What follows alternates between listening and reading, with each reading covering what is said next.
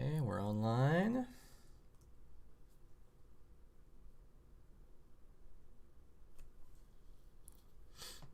Let's make sure the audio is working.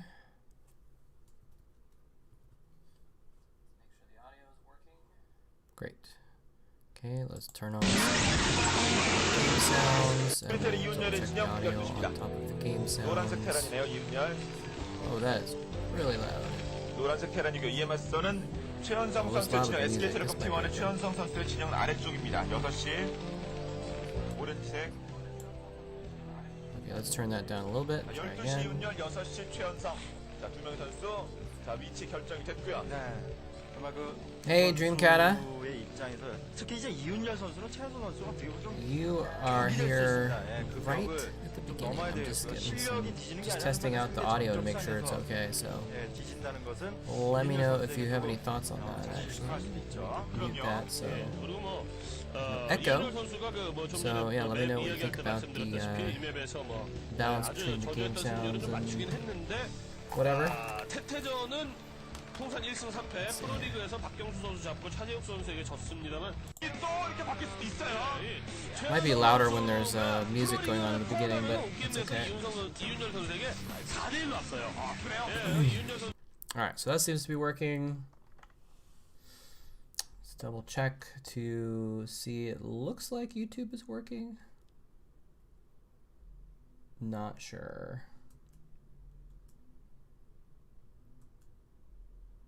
Game sound is a bit on the high side. Alright, let me turn it down a tad bit more.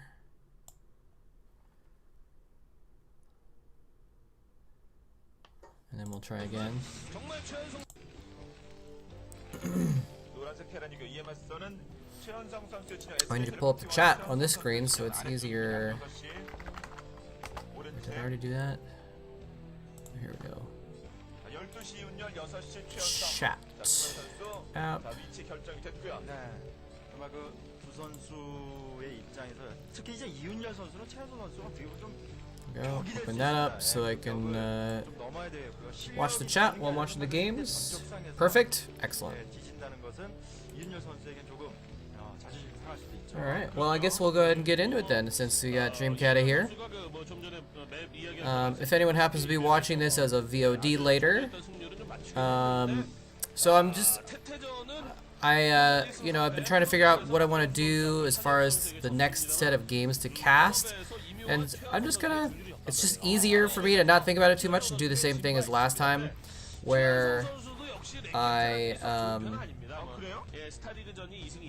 whoa, what happened to the chat? There's the chat, okay. Where I just did, basically I did the round of 16 games in VODs and Chill, so we kind of watched through the round of 16 games to get a feel for it, and then I casted the round of 8 games. So once we got out of the group stage, I did casting of the quarterfinals, semifinals, and finals. So I think we're going to just do the same thing again.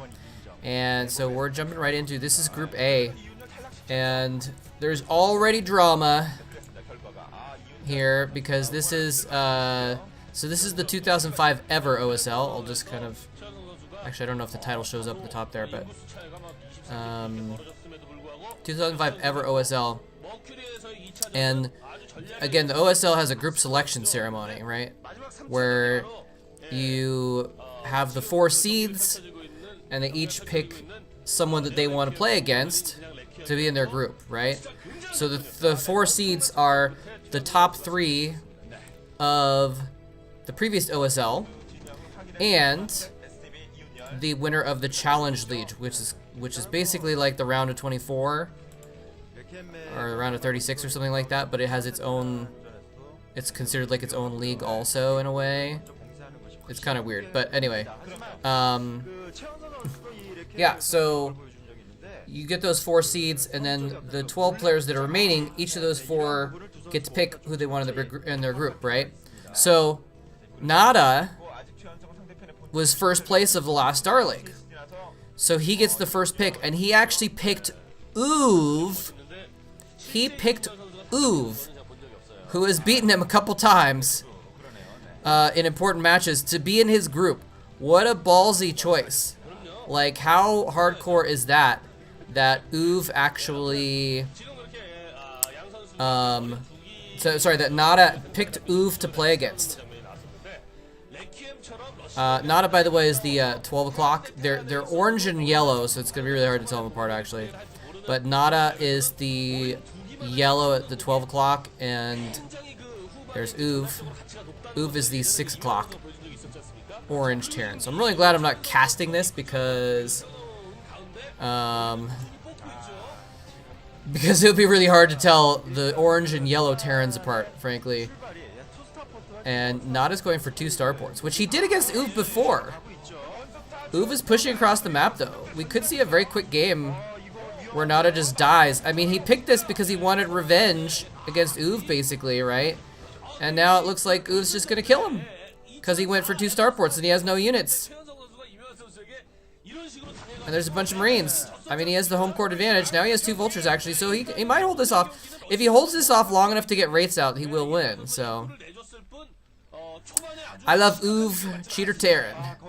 They say Uv, and this emote has mouth open even to this day. It's true. Uv is a mouth breather, that is for sure.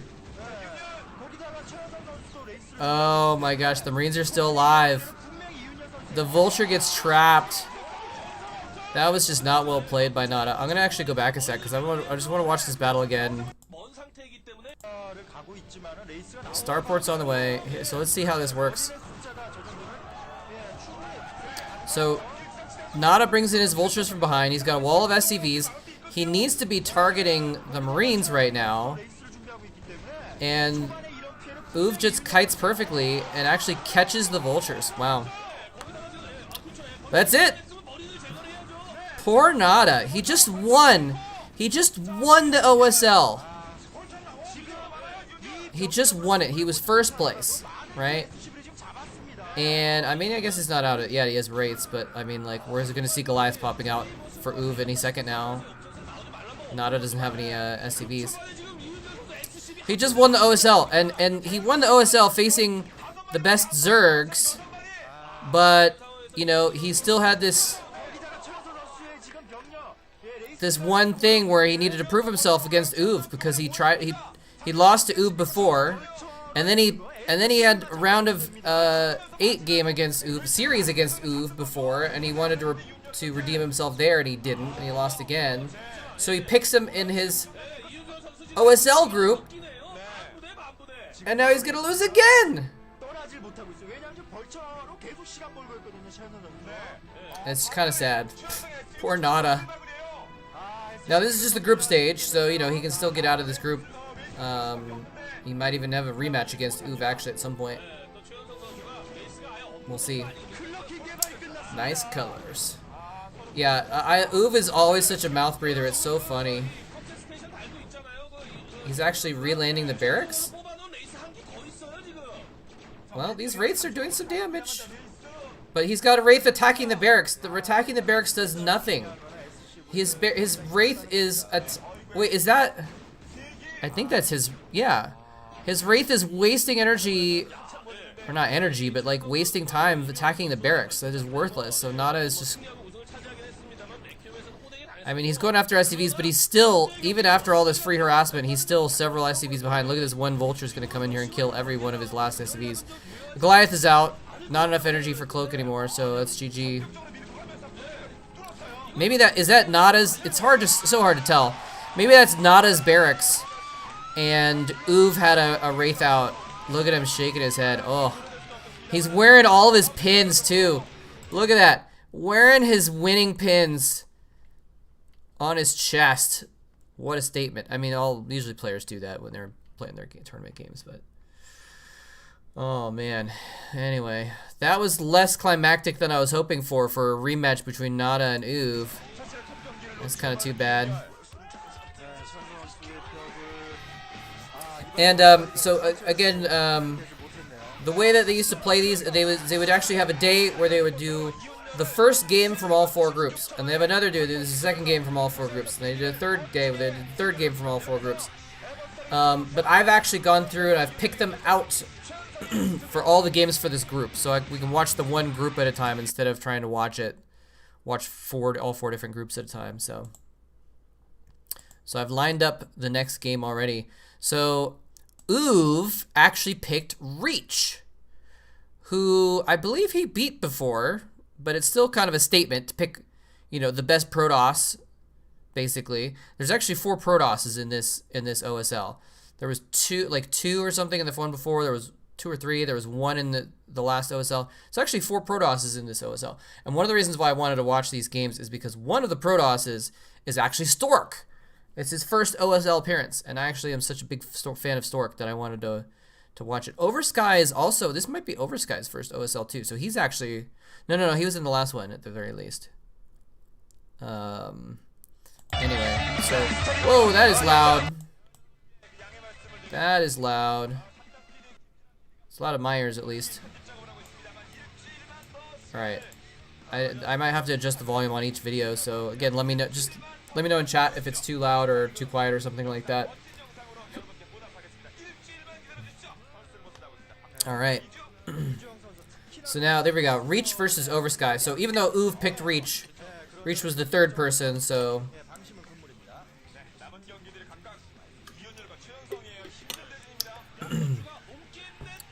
Anyway, but Reach picked Oversky though. So Reach wanted to play against the Zerg player. This is kind of probably the hardest group.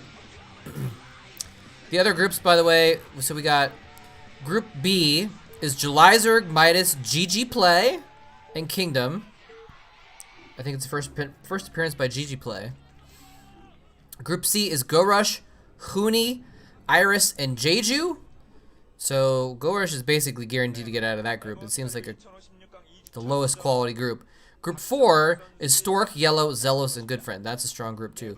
So I think this first group though, Nada, Uv, Reach, Oversky is probably the toughest group. The group of death. It's usually called where there's usually one group with 3 or even 4 of the best players in it. It's called the group of death. This is definitely the group of death for this OSL.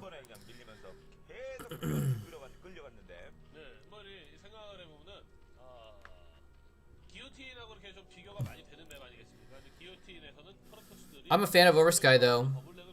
I don't think he ever really did a lot. I might be wrong. He might have gotten to some finals once or something like that. I don't know. But I like it because I actually didn't really know much about him until he was on Air Force Ace, which was years later, 2009 or something like that, when Air Force Ace happened. 2008 or 9, yeah. So I liked him in Air Force Ace because I liked that he was, this old school player, stuck in the military where he can't really practice well, but he was still really solid. And I remember making a prediction once, actually. I was like, uh-oh, what's going on with the VOD? Audio's getting weird. There was one game where he played, I think he played against like Jaedong or something like that. And I made a bold prediction. I said, I think Oversky has the potential to beat Jaedong the way he's been playing. Maybe it wasn't Jaedong, maybe it was like, some other strong player, Bisu or something like that. I was like, I think Oversky could do it. And I think he actually ended up losing that game, but it was like close. And so I felt vindicated that like I had predicted that Oversky actually has what it takes to beat the highest level players, even though he's on Air Force Ace and he can't practice basically, so.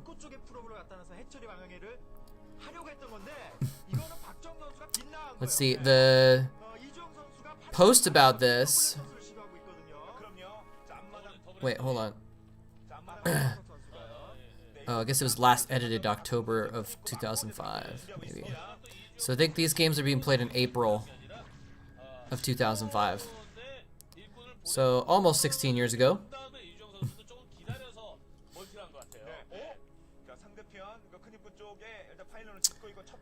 I have a VOD after this match if you're interested. It's low quality. Firebat Hero versus I Love Uv. MSL. Oh, I just got a donation and I missed the alert. I'm gonna have to double check on that. So thank you very much to whoever that is. I have a VOD after this match if you're interested. It's low quality. Firebat Hero. Yeah, sure. Yeah. go ahead and post the link. We'll watch it after this. 이주영 선수는 이 위기만 넘기면 돼요. Requests are very welcome. But this is kind of crazy though. He's got he's basically cannon rushing. Reach is I haven't even been paying attention because I was looking at the groups. Reach is actually cannon rushing over Sky right now. This is kind of actually crazy. The drones are gonna kill one cannon, the lings are gonna come out, and the drones and the lings are gonna kill no. Oh, is he not gonna get the cannon? Oh, he got it. There's still a pylon there though. He can still make more cannons. Oh, the Zerglings, the 2 Zerglings canceled the cannon. Right as it started making. That is pretty harsh actually. This is kind of crazy. I don't know if I've ever seen a cannon rush in a real cannon rush in tournament play like this. And this is a weird map for it, so like that's kind of why, but it's where this is another weird map. All the maps in 2005 were weird, man. So weird. Just click this link so I can make sure to have it pulled up here. But the maps were all weird back then compared to what we think of now. But it's this weird thing where there's like a different little raised area on the side where the Zerg has to have their expansion, and Reach has just put it down in this choke point right in between them. I like this. I mean, the Zealots are really good because it's basically necessary to make this happen, but he's just got too many lings, and he keeps remaking the cannons. At least I think he's canceling the cannons, so he's getting the money back. But he's killing the Zerglings now. The Zealots are so strong. He's trying to guard the cannons so they can actually warp in. Now, at this point, if he gets one cannon to warp in, it's going to be bad news. But Oversky's just spamming links, so I don't know if he's going to be able to pull it off. Oh, let me double check the donation that just happened. Oh, Dreamcata. Oh, thank you so much, man. That's so generous. I really appreciate that, dude. That's very kind of you. Very much appreciated.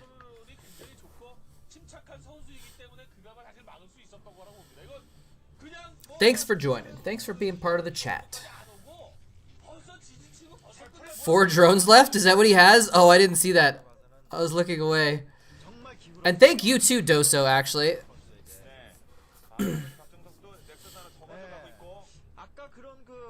Not this time, but you gave me a donation last time around.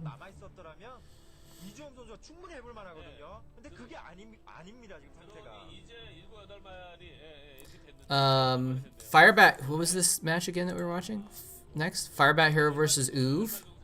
That'll be interesting. Firebat Hero was a character. I like that Firebat Hero has gone on to have some success as like a caster and everything like that.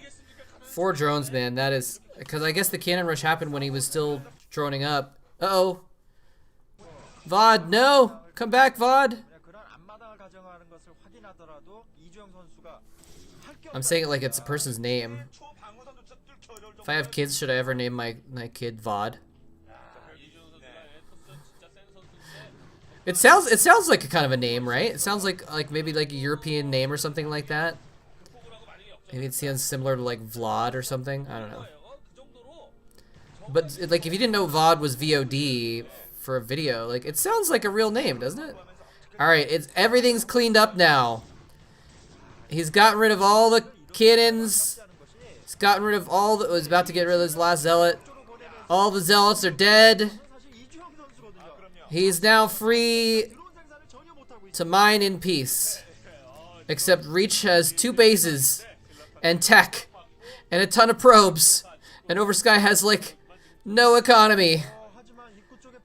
And he's gonna come over here with these Zerglings that he has left, and he's gonna find a wall that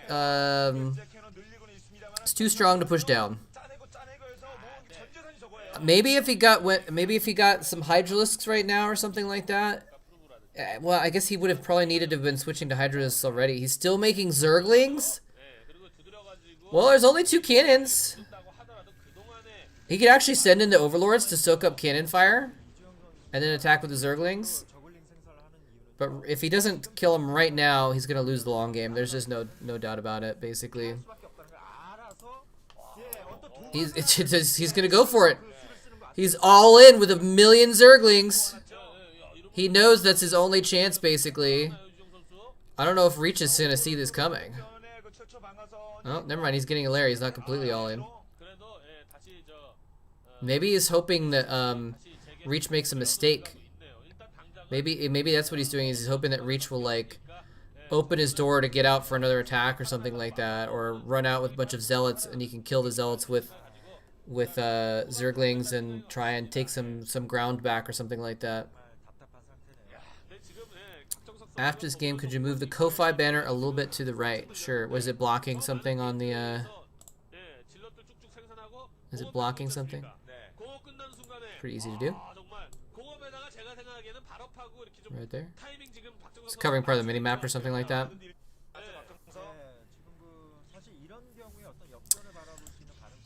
For the longest time, I thought the P5 versus C7 was the seed number of the players. That's great. That makes sense, right? It kind of makes sense.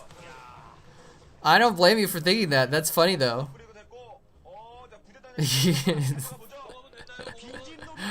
I've totally. So here's the moment. These zealots are coming out. And now this massive Zerglings he made before is like, this is our time to shine, boys. But they're not in position. What are they doing? Where are they going? They were running back to defend these zealots, and now they're running forward again. What is he doing? No, this is just, oh. He needed to do this at a different, oh my gosh, he's sacrificing expansion. Okay, he's actually squeezing some Zerglings in. Look at that, another round of zealots pop out though. Oh, it was a good thought. It was a good thought. If the wall had not been quite put up properly and he'd be able to get a dozen Zerglings past that wall, he could have killed off the cannon very easily. Could have been a good counterattack. Oh no, this Spire's gonna get sniped. That is so GG. Here he goes in again. Okay, see, this is what I was talking about. He's able to get enough Zerglings in to actually surround the cannons. But... oh, but there's one pylon powering all the gateways, though. Okay, the forge, the gateways, they're all unpowered. There's 2 cannons in the expansion, though. There's the GG finally. Oh man. Artosis pylon, yeah. That was super an Artosis pylon, that's for sure. Poor Oversky. I can't believe Reach Cannon rushed him. I'm just gonna go back and watch that when the cannons start warping in for a sec real quick. He goes in with zealots first also. When does he see the pylon? They're showing the chirples, so we don't get a great... I think we just heard the cannon warping in. Yeah, we just heard them warping in. So he spots it immediately. He's got the zealot there too. This is, I mean, this is pretty strong.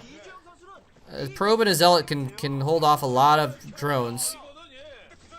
But luckily he has the Zerglings out before too long, I think. Where are the drones going? They're like, screw this. We're lovers, not fighters.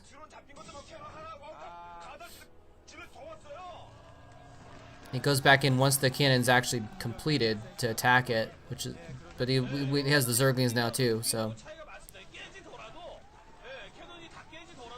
Oh, look at that! And then he pulls away. Cannon gets another drone. Zealot gets another drone. If he'd stayed there, he would have saved a drone or two. It's too bad. He defended it pretty well.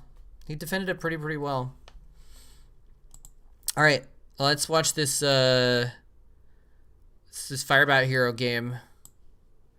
Probably gonna have to turn the volume. Okay, the volume's already down. Okay.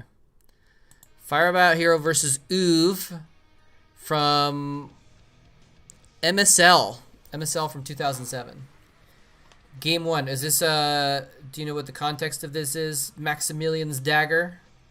Is this a group stage game or something like that, or what?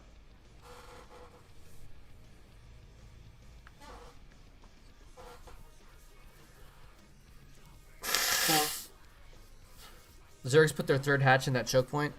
I do not know that map at all. I have to. Part of the good thing about watching these the group stage games before I do any casting is that I can get a feel for the maps and stuff before, so I kind of know how they work when I'm casting a game. All right, so let's skip ahead to the game. I think it might be a little quiet, so I'm going to turn it up a tad. But let me know if the balance is good. I know Firebat Hero called him cheater because of this. Okay. Oh, round of 16, Group C, Game 1. There we go. We got Teal Terran versus Blue Terran, guys. So Uv is going to be the Blue Terran. And Firebat Hero is going to be the Teal Terran. We got a more similar colored Terrans. If we had more pixels, it wouldn't be as big of a deal that the colors were similar. Call him a cheater because of this. I mean, he was called the Cheater Terran for a reason, although it wasn't because of actual cheating. If you guys are watching and you don't know, yeah, for sure, Dreamcat. We'll watch that one next. Bad quality is normal. You know, we're kind of used to it and watching old StarCraft, but I'm gonna do some more replay casts soon. So I'll have some HD StarCraft, not the guy, but the video, on my channel before too long. Probably after the MSL games, we'll do that. Do some replays probably. Anyway, what was I gonna say?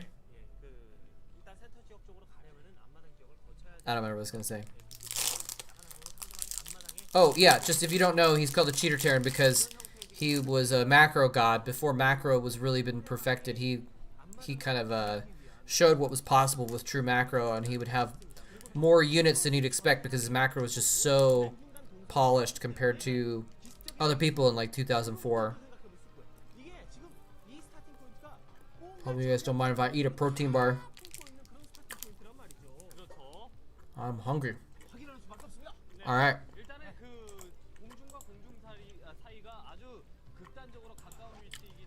Stats versus turn. Interesting. PVT from Star League in 2012. Team match. Okay. Stats, of course, is now a superstar. I miss Pro League. Yeah, man. I miss Pro League too. For sure. Oh, wait. Hold on a second. Dreamcat. Oh, yeah. You're the one that whispered me this game too, right? Yeah. Okay, cool. Great. Yeah, I wanted to. I forgot for a second, but I wanted to make sure that we watched that game for you for sure.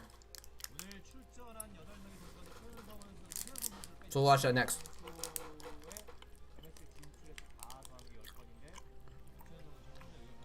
Sorry, good old Python, by the way. This was in the map pool for a long time. Do people still play Python? It was such a like a standard map for like a couple years. Copy paste the whisper. Okay, I thought so. But it's interesting that it was standard because like look at how close positions those are by air.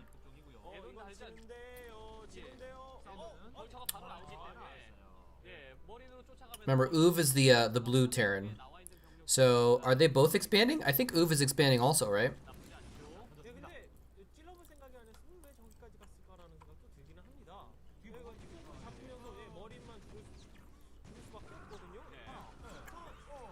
Well, Firebat Hero's pushing.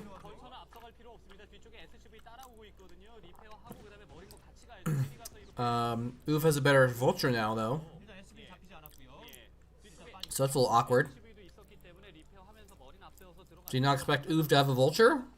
I think you should have just taken those marine kills and gone home. Not pushed it so far and lost his vulture.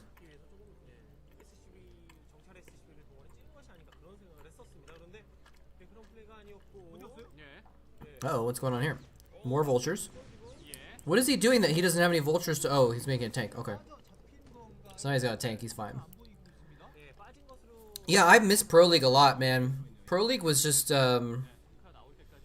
such a great thing. And I mean, it was like... I don't know if it would work these days, but like... It was cool that it was like a tournament where you could see a whole bunch of different matchups, right? You could see legends versus newbies. You could see legends versus legends. You know, you could watch two scrubs going up against each other. It was a really cool way to see the newer players, right? Like, you have to be really good to get into the round of 16 of a Star League. But in Pro League, you can go out and you can be a sniper. You can be, you know, the teams would send out players who weren't the best because part of the strategy was winning, but part of the strategy was also developing your team members, right? And so they'd send out players who didn't have much experience so they could get stage experience, right? And it was like a good way for new players to kind of get into it. ASL Team League is here, but there's a lot of preparation going into those matches. In Pro League, you had specialized snipers and stuff, much more strategy. Yeah, for sure. I mean, I don't know. Sorry, I shouldn't talk with my mouth full. But I'm really hungry. I need a protein bar.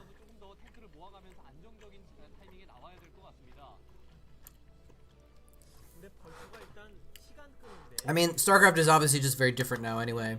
There really aren't new players anymore, basically, right?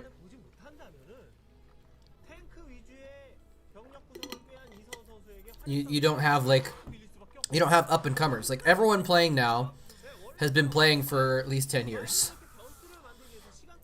Right? They're all old school players, and you don't need a team league for new players to like show themselves because like there just aren't new players anymore.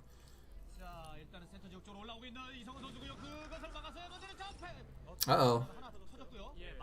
Tank took a mine hit. He was doing a good job of like baiting out the mines for a little bit.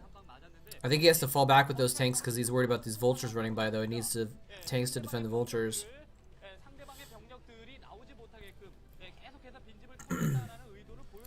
Manual stop move to kill mines. Yes. That's the kind of thing you really you have to watch the top level Korean play to see stuff like that happen really well, you know. I was watching a BSL game or something like that, some foreign game, like the other day. Like it was a 2021 game. And the Protoss player was using the stop, the thing where you like move and stop, move and pull back and stop, move and pull back and stop to like manually hit the burrowed mines with dragoons. And they were like, I didn't know he could do that. Like foreigners just aren't expected to be able to pull off stuff like that very well, you know. Uh-oh, the vultures run by. Nope, he's back to protect again. What is he doing? He's kind of like just dancing around with these tanks, but he's not really accomplishing much.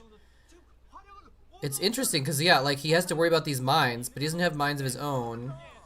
But he doesn't have scan or vessels or anything like that.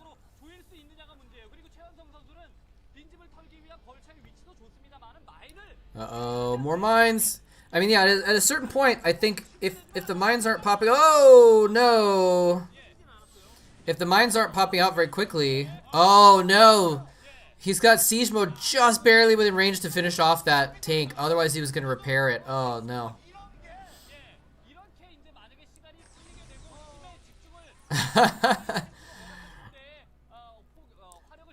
I mean, like, Uv might be out macroing him, and maybe that's why he calls him a cheater or something like that. But, like, Fire right here isn't doing anything. He's, like, just running around with these tanks, and he's not actually, like, he's not actually doing much at all. So, I'm not sure what what the complaint is here. He's like running tanks into mines, losing units to mines. So it's not like this is all just Uve being a better macro player or anything like that. It's just like Firebat Hero isn't really accomplishing much. Now he's going to go into a siege line. He does have more tanks, but he's going into a sieged position. He definitely has more tanks here, though. Uve invested in an extra command center, a bunch more SCVs instead of tanks. So he actually has, wow, actually, it does look like Uve is in trouble here. He's got 1 tank to defend against 7. SCV's coming off the line. He's even got unsieged tanks to combat the SCVs. He should probably unsiege those 3 that are there. Yeah, all the SCVs go down. Uve has more tanks coming in. I mean, yeah, like right now it looks like Uve is about to lose. So, I mean, maybe he does.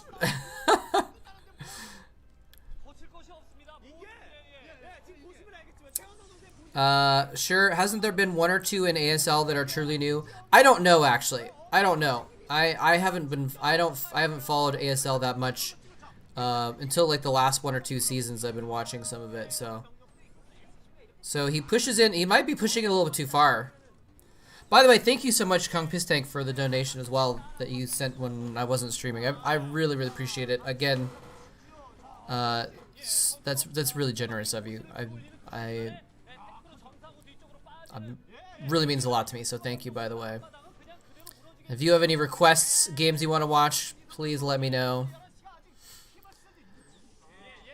The truly new players in ASL are also around since 2012. Yeah, that's kind of like what I thought. Like, they're new-ish, but they're not like...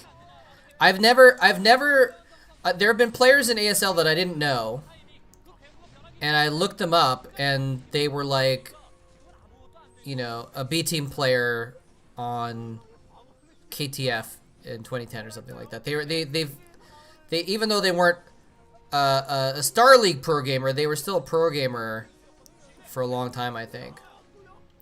He's killing a lot of SCVs here because Uve keeps having to bring out SCVs. But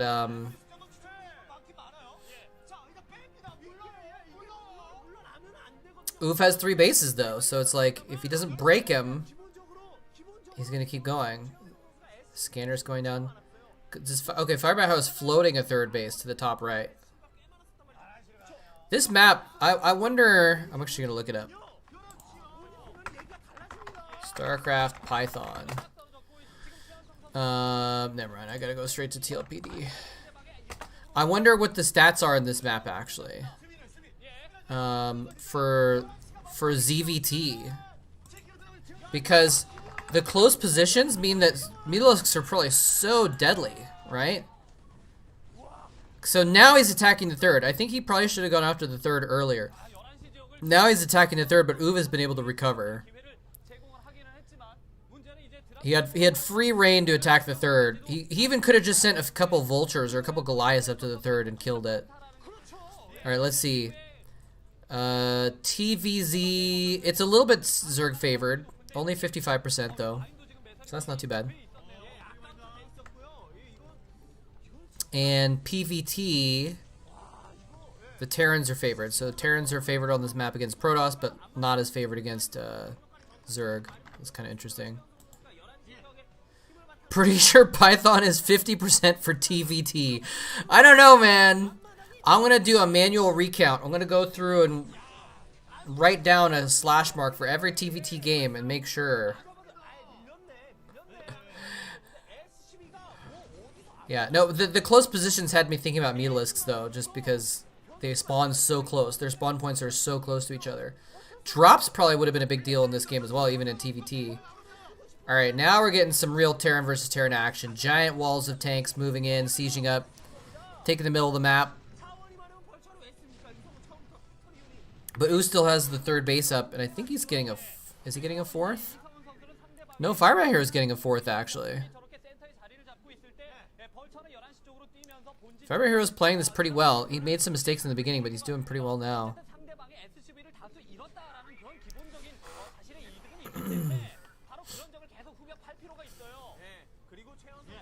Here's Uve's point of view. Okay, Uve does have a fourth base on the left side of the map. There's a drop going on. It's kind of, I always love watching the first-person view just to see how fast they're doing stuff. He sees a drop and he's like macroing his SCVs and assigning them to minerals while also sending units to deal with the drop, while also sending some of his SCVs to attack the drop tanks, while sending some of them away to I think he sent some away to just escape as well. It's kind of crazy. I mean, that's what I love about StarCraft. Just it could have been anything, you know, but just to watch anyone. Uh-oh, there's mines there now. Oh, mines are not going to hit the tanks, actually.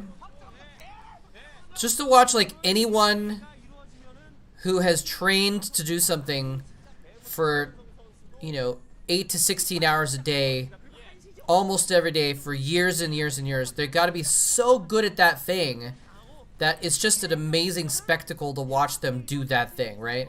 And it could be anything, but it just happens to be that StarCraft is a great game and the game that I enjoy and know well, and so, like, that's why what I love about Pro StarCraft is because I get to see something that I understand and know, but I get to see it executed so beautifully. It's just so epic how the skill level that these players have developed at this game is just amazing. Especially against other people who are amazing at that thing. Yes. Oh, that, like, you're totally right. Tap. You're totally right. That is like, yeah, if you just watched Uve crush noobs all day, it would still be spectacular, right? But it wouldn't be quite as spectacular as it is watching him go against another pro gamer, right? And seeing them both pushing the limit and see who can push the limit just a little bit farther. Flash versus Jaedong, anyone? Exactly. Oh my god, that was Flash versus Jaedong games were so amazing to watch just because both of them, you know, it was almost like Dragon Ball Z. Like, pro gaming was almost like Dragon Ball Z, basically, where, like, over the years people kept pushing the limit, and, like, in 2007 you thought, like, Bisu was the best player to ever exist, and then suddenly Flash is like, no, hold my Chill Sung cider, which is a soda in Korea, sorry. Not instead of hold my beer. I guess maybe I should say hold my height. Hold my height, because height was a beer that sponsored a pro gaming team. Hold my height. Except Flash was not even old enough to drink when he won his first championship, I think. How is Uve not dead in this game? Because he's a cheater, Terran. He's playing pretty well, actually. You're right, he should have been dead a while ago, I think. But he just barely was able to hold on. But yeah, so you had players edging beyond what we thought was real, and then Flash and Jaedong were just like on even a whole other level on top of the other pro gamers, but they were both like, they both did that in different ways because they were different races, and so to watch them play against each other was just always magnificent. Oh my god. I might need to find some Flash versus Jaedong games and recast them. They've all been cast in English. I think either I've cast them or Diggity or Rise or Klazard or Cholera. One of us has casted all of the start Flash versus Jaedong games. In fact, I think they're probably all dual casted because they were such. We always, back in the old days, we always used to like coordinate. So to make sure that all of the games got casted and we didn't like double cast the same games and then leave some games uncasted in English. So, you know, there was that, but we had preferences, and so someone would be like, I want to do this game because I like this player, I want to do that game, I want to do this series, whatever. But there was always such demand for Flash versus Jaedong games that it was almost always double cast or triple cast because there was like, everyone wanted to cast those games, and so we would double up so we could both do it, you know. Uve casually holding a full drink, holding a full tank drop with mostly SCVs. SCVs are pretty strong against sieged tanks, actually. Now Fire Heroes, he's actually dropping the main. This is a killing blow maneuver, actually. If he's on top of the factories with siege tanks. Unless Uv has a counter drop, this could be deadly. Although he's not within range of this. He's not within range of the. Never mind, he's got SCVs. I forgot about that. Oh, he does have drops. So he comes in, he drops units, he sends in SCVs, but he doesn't actually fight it off. Now he's not within range of the factories with machine shops. So Uv can still, oh, he's got the low ground tanks. That's hot. Secondary, it dropped a little farther north. Fire by Hero on the factories north. North. That's good enough. This is looking bad for Uv, actually.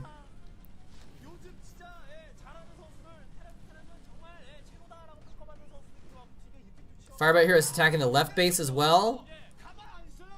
Now, what does Firebat Hero have, though? Okay, he's actually going to lose the bottom right base. And the main gets cleaned up. Wow. This game is crazy. This is a good recommendation. This game is insane. Like, so back and forth. Stuff going on. This is great TVT. Stuff going on all around the map. Drops in the main, drops in the sides, drops in the island bases. Attacks with vultures, SCVs holding off tanks. This is amazing. Who remembers when Firebat Hero killed Jaedong with battle cruisers and restoration? See, that's the thing is, Firebat Hero, you know, he was a character, right? He was kind of famous for ceremonies and being like a kind of a laughable kind of a guy. Antagonist king. But he was also actually just still really good. He wasn't great. He wasn't Flash level or anything like that, but he was really good though. He was at that top tier. I mean, he was for Samsung Khan. It was him and Stork, man. They were the two killers on that team for the Pro League matches. Firebat here winning a Pro League match and jumping into the sea as a celebration. Yes, that was the Pro League finals, actually. And that was, I think, in Busan or something like that. It was a finals, and so they had done the match on a beach in the special place. And yeah, that was absolutely epic. Tearing off his clothes, running through the crowd, and jumping into the ocean. Amazing.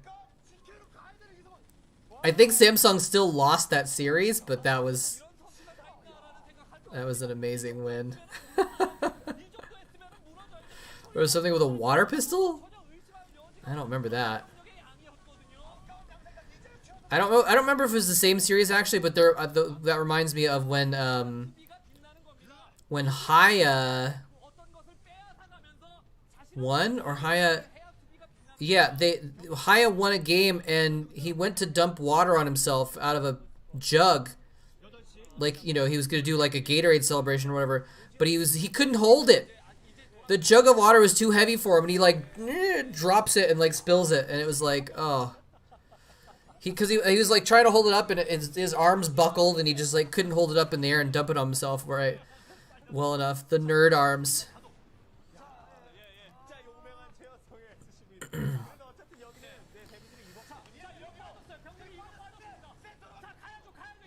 This is crazy.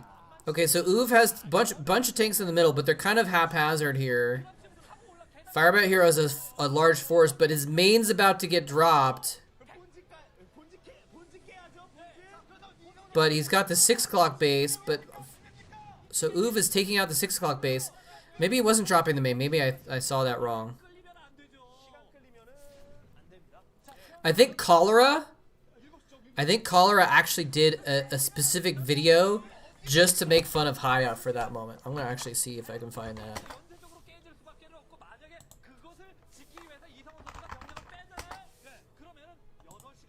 Okay, I don't need a documentary on cholera.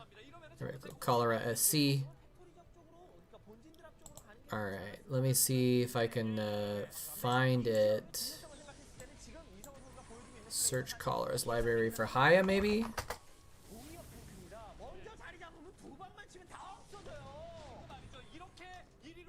There's a lot of higher games, so I don't know how to find it. I remember Cholera making fun of him though, and maybe it wasn't a special match. Maybe it was just that he was the one that casted that.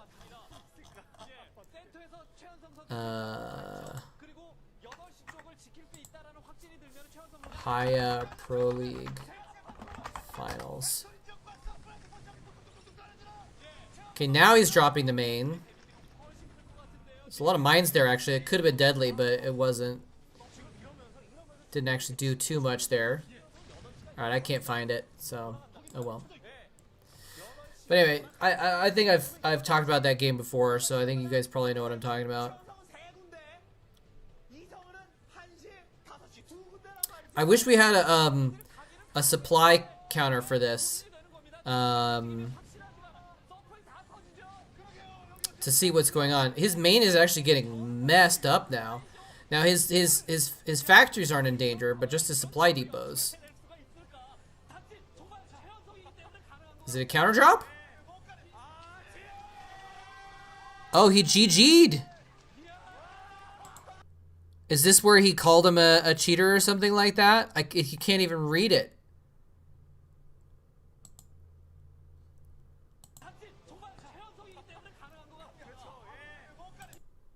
Oh man, there's no way to tell what that says.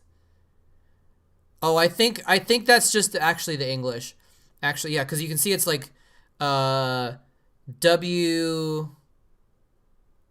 Yeah, it's WLWL. And watch, in a second we'll see the Korean pop up. See, then he types it in Korean. That's Korean for GG yo, which is, just a polite way of saying GG. And these are the English letters that you would hit on the keyboard in order to type this in Korean. So that's what's going on with that. So, anyway, it's just a GG. Did he call him a cheater, like, in the interview after or something like that? His main just been too messed up and he had lost the 6 o'clock base. He probably wasn't mining very much. Wow. What a great TVT, though. And it's great that this is 2007 and Uve is still, wrecking it. He's still really good. Not much after this, though. By 2008, Uve was not really a competitor. A strong competitor anymore. I think he was a coach, though. So, he had good things to do anyway. Great game indeed. Do you have any favorite players to cast? Or, oh, I think so, or he was pissed off. Okay, yeah. Favorite players to cast? That's a good question. It would probably be I like watching creative players. So like Nalra is actually really fun to cast. If he wasn't a scumbag match fixer, I would have said Up Magic. Up Magic was always like one of my favorite players to cast before I found out he was a cheater, because he was actually so creative and so good. He was so good at it. Like, he didn't just do creative stuff that didn't work, that was weird and wacky. He actually had like unique, interesting builds that were really, really cool, that worked well a lot of the time. I remember he had like a semifinal or something against Jadong, and he like almost beat Jadong 3 times. He lost 3-0, but it was like, I liked to say that I thought it was like a 3 to 2.5 win, because he like almost won each of those games. So Up Magic, same thing. Zero plays mostly meta, but Zero is also someone I like to cast. It's one of the reasons why Zero is one of my favorite players, is because, again, he's creative. And you never quite know what to expect from him. There's some players that you just expect standard play every single game all the time. And Zero is not one of them. You know that Zero might do something interesting, right? So yeah, those are usually my favorites to cast, is the creative players. I like to be surprised. Also just the best, Flash and Jadong, Stork, Bisu, Jiangbi, Fantasy, like I was talking about earlier, like I really just enjoy watching the craft of playing StarCraft at its highest level happening. It's just always fun to see that being just demonstrated, just the highest level of something like that. So there's that. But I think other than just like watching good StarCraft players, I like the creative ones the most. So yeah, Zero's very creative. Firebat Hero can be a little bit creative. You know, I wouldn't say he's one that was fun to cast because a lot of his characters outside of his games, right? But he did do, you know, some stuff that was creative in the games. Let's see, who else are maybe some other good players that I like to cast?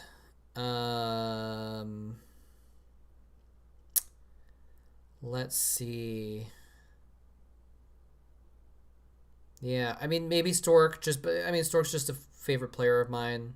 Stork's actually not super creative most of the time. He had a couple creative builds in like the MSL finals. He had a couple creative builds here and there, but he was mostly a very standard player. Oh, and you know who else I like to watch would be some of the more aggressive Zerg players. July Zerg.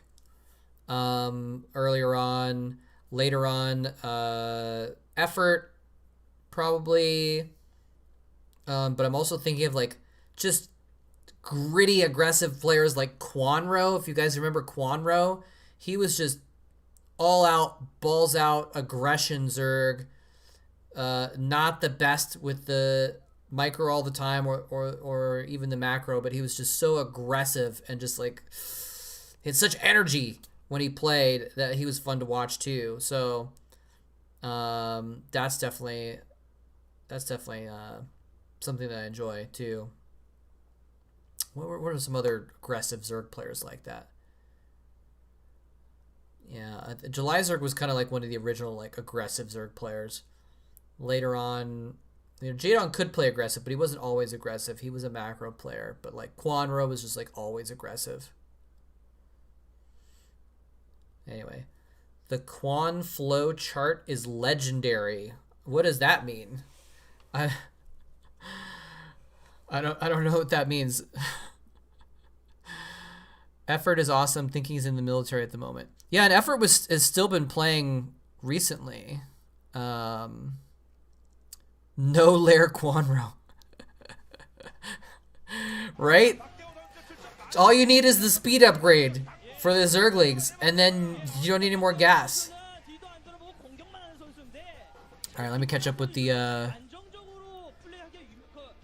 chat here. I've been like thinking about players I like, and I'm missing out on a few things here. Zero was using Queens way before other people. Yes. Also, he won a PvZ with Infested Terrans on Holy War. Yeah, I actually casted that. I casted that game a few months ago. I think it was titled something like, you know, a game with the least used Zerg unit or something like that. Yeah, that's what I love about Zero, aka Queen, is that, you know, he started using Queens, and again, it wasn't a meme. He wasn't just like, oh, I'm so far ahead I can use Queens. He's like, I'm actually going to use Queens in a real build, in a positive way, like in a real good way. And he actually changed ZVZ for that reason too, because he actually was able to use some units that weren't often used in ZVZ to good effect. Effort is back from military. Cool. So yeah, this is stats versus turn. So this is stats. And I've actually casted a couple games of his recently because I've been like sometimes casting the players that are in the StarCraft 2 finals. I go back and watch some of their StarCraft 1 games, and so I've casted a couple stats games recently because obviously stats has become one of the best ever StarCraft 2 players. So, and all the best StarCraft 2 players, this is where they started. In the Pro League, in StarCraft 1, every single one of them has a StarCraft 1 background.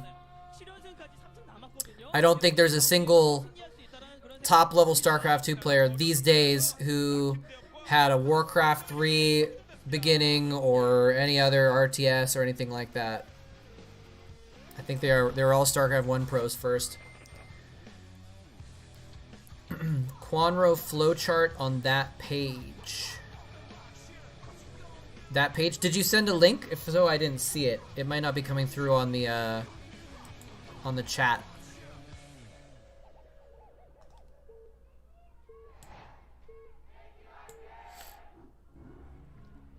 Anyway, if you guys aren't aware, by the way, it's probably obvious, but we got a couple people chatting in the YouTube stream because I am simultaneously streaming this to YouTube and to Twitch.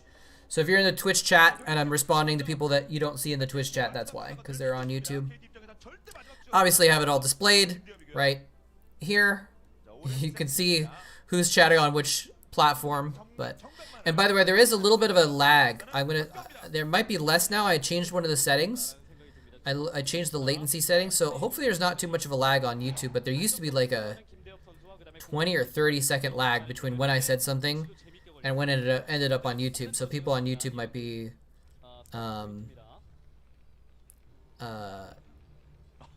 delayed a little bit in what they're talking about. Cyril. Yeah, I mean, I'm not very familiar with StarCraft 2 players that much, but I have been keeping track of the recent leagues, and I've been looking up the players in like the round of 8. So that's where I'm getting my info from. Like every player in the GSL in the round of 8, the last couple seasons, I've been like, oh, Google image search for Quanro flowchart. Quanro flowchart. Okay. You said it's the first page leads to a Team Liquid page. Sorry, I'm gonna pause stats for a second. Let's go, just make sure, because this is kind of probably gonna be funny. Is this wait, is this it? These are all researchgate.net. These are all other random flowcharts. Oh, here's this it. Let's see if this has it.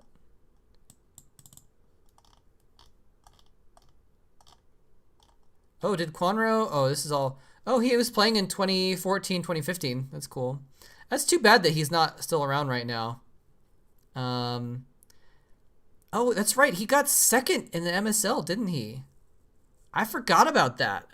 I forgot that he actually got a second place, Quanro. I think that was a crazy MSL too. I think that was like a weird one. I'm probably not seeing the one that you're talking about here. There's Team Liquid. Here's Team Liquid. I'm not seeing it.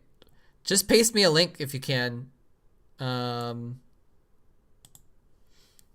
Google image search for quantum flowchart should show up on the first page. Is it should I be looking at the images or the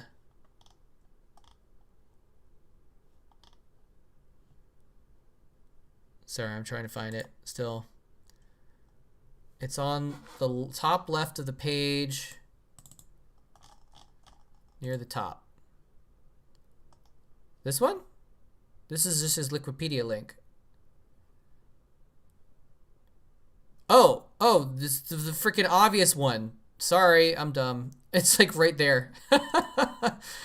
Okay. Sorry about that. It's like right in front of my face. All right, here we go. All right, so here's the Quanro flowchart. All right, start. Can I make Zerglings yet? No, this game sucks. All right, this next goes to my opponent.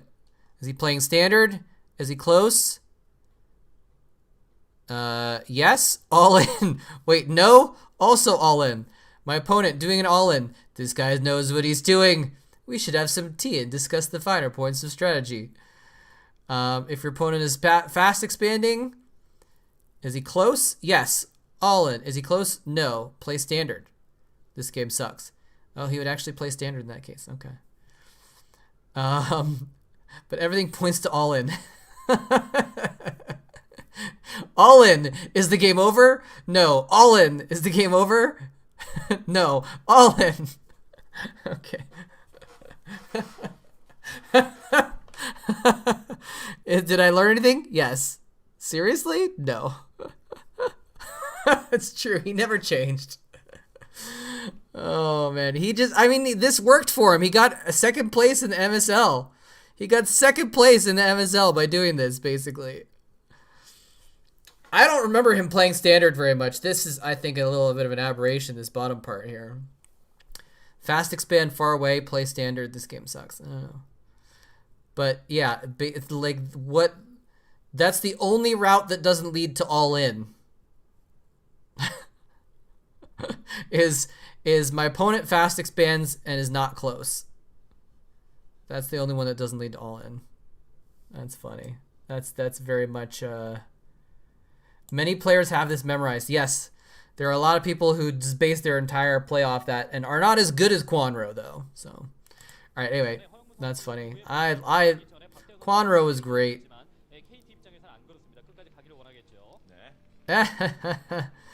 She had a funny reaction there when she realized she was on camera.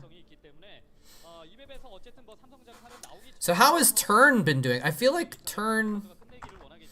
Let me look up Turn on Wikipedia. Let me see what he's been up to. Nothing.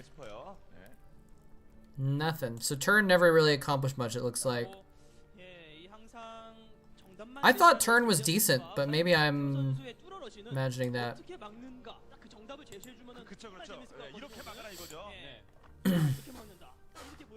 Alright, anyway. So stats, if you're not familiar, is the Protoss player, he's the bottom left. And Turn is the Terran player, who's going to be on the top left. And as we mentioned before, this is for a Pro League match.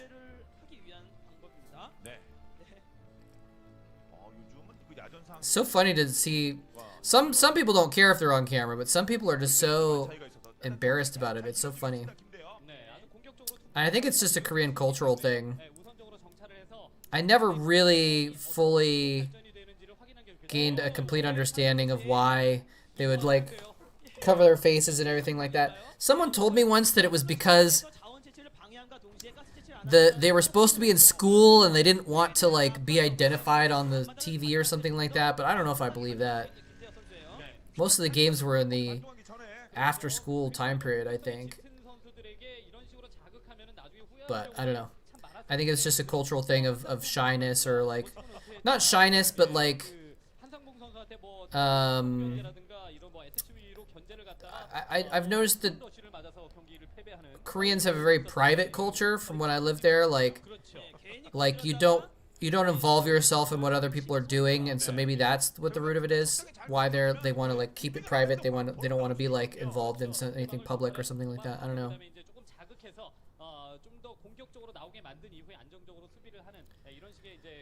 Rainer and Clem are the really young ones, probably just SC2 because they're 16 or 17. Oh, I didn't know that. Now, are Rainer and Clem, are they like the top level players though? Are they like champions or anything like that? I've heard their name, but they're both foreigners, right?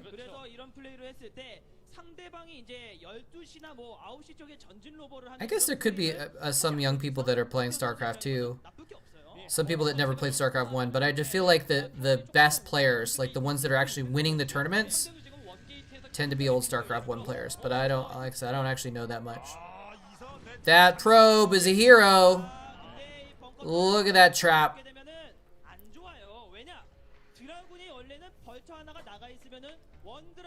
It's a hero probe, man. Blocking that vulture, giving that Dragoon a little bit more time to get over to the ramp. Sandwiches. It's a good old vulture sandwich with Dragoon bread. What the heck? Look at that. He's actually putting a manor pylon down in the minerals like 5 minutes into the game. That's kind of crazy. He's distracting a Marine right now. He's getting a good scout in too. And he's fudged up like 3 or 4 SCVs with that pylon.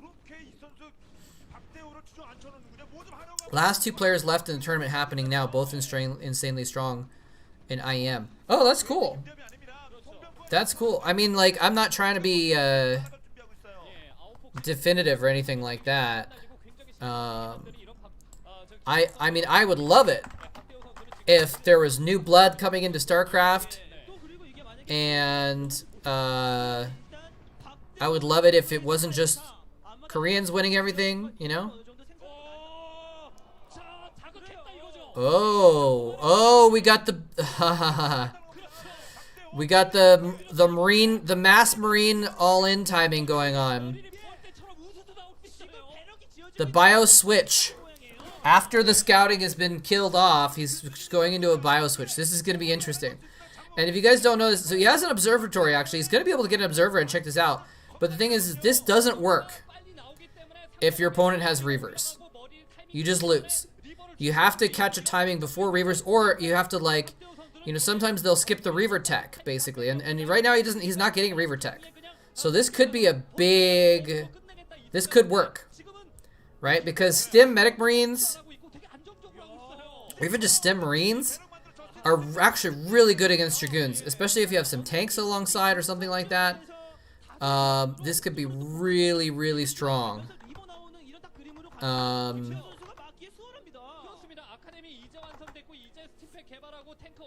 the video be shifted slightly to the right so the minimap isn't cut off? Yeah, I didn't know it was cut off actually. Oh, it is. It's because I think this is a different aspect ratio than some of the other games that I've been doing, so that's why. So hold on, let me move it over. There we go. So chat's gonna cover some of the screen a little bit. Hopefully that's okay. Oh, now it's cut off at the top.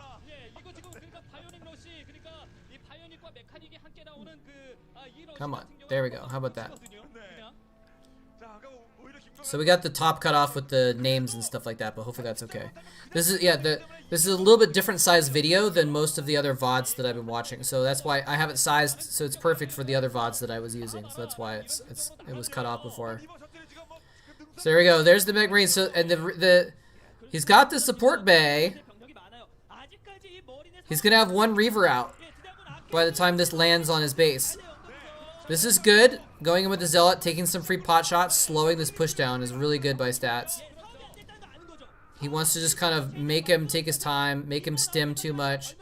He's buying time for that Reaver. If you get one Scarab off in the middle of those Marines, this is over. But sometimes, even if they have one Reaver out, you can stim in, kill that Reaver after only kills 3 or 4 Marines. You can actually still accomplish it with one Reaver. So it's not quite over yet, but the fact that Stats has a Reaver now is looking good for him. But there's siege tanks though. So now, I mean, like, usually this happens, you don't have 4 siege tanks with this kind of a push. This is crazy.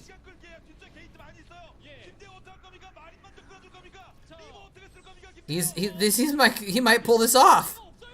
Okay, there's the shuttle. He's gonna try and stim in, kill the shuttle. There's the Scarab. There's the Scarab. Is it too late though? Has he done too much damage? That Reaver, oh my gosh, that Reaver is just in enemy territory. Why did he throw away his Reaver? I guess he was gonna try and kill some tanks with it. Oh no, he's got another Artosis pylon on those gateways, it looks like. No, there's another pylon to the south. There's the Samsung coaches they showed for a minute there. And turn is on Samsung. There's another Reaver. If you can get one more Scarab off, you might be able to save it. Yes, the probes have blocked. DTs pop out. The scan goes off immediately though, but it's too late. He's already killed a few of the tanks. Is he going to kill all the DTs before the scan runs out? Second scan goes down. He's lost his Nexus. This is insane. Oh, he can't get too close. The shuttle's almost dead. The Reaver goes down. The shuttle goes down. The DT goes down. I think he's still got another scan or two, actually, too. The Nexus is okay. The Nexus is going to die. He's still alive for the moment, but probes fighting siege tanks. Not as good as SCVs fighting siege tanks, by the way. Probes fighting Marines? No. Very bad. Now it comes the slaughter. Stim Marines slaughtering the probes. They're going to go down, but how many probes did they get in the meantime? Wait, he has a hidden base in the bottom right?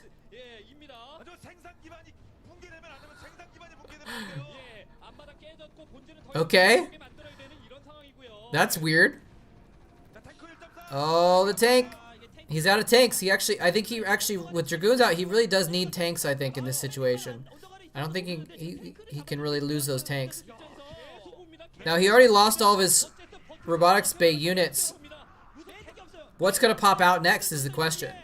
DTs? Another Reaver? A naked Reaver would be really bad in this situation without a shuttle.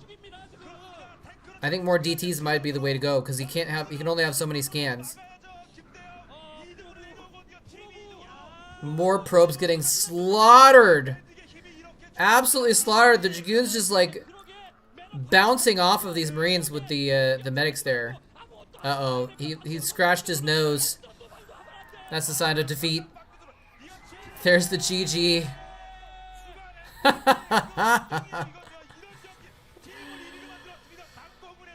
Poor stats. Don't worry, stats from 2009. Is that when this was?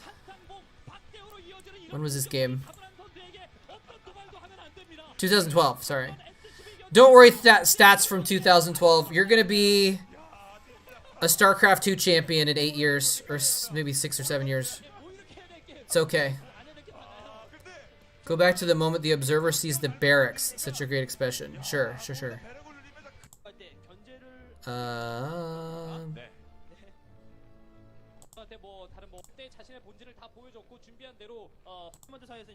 There's a command center. Oh! Tap SC. Thanks for stream. I had a blast. Gonna go play some games now. Thank you so much, Tap. Hope you enjoy your games. Be they StarCraft or something else. Thank you for stopping by. Much appreciated for the donation. Have a good one, man. We're gonna do this every Wednesday and every Saturday, so hopefully we'll see you again. StarCraft, of course. Nice. Alright, let's see. When is... There's the pylon. Okay, there we go. Alright, here we go. This is the moment where the barracks get planted down.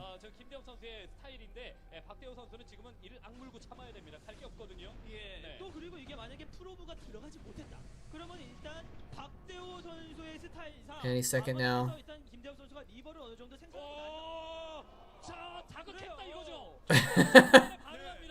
Oh!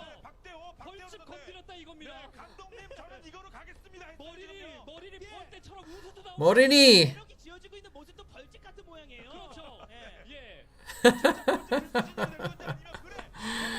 Speaking of creative games, see that's what I like to see. I love creative games like this.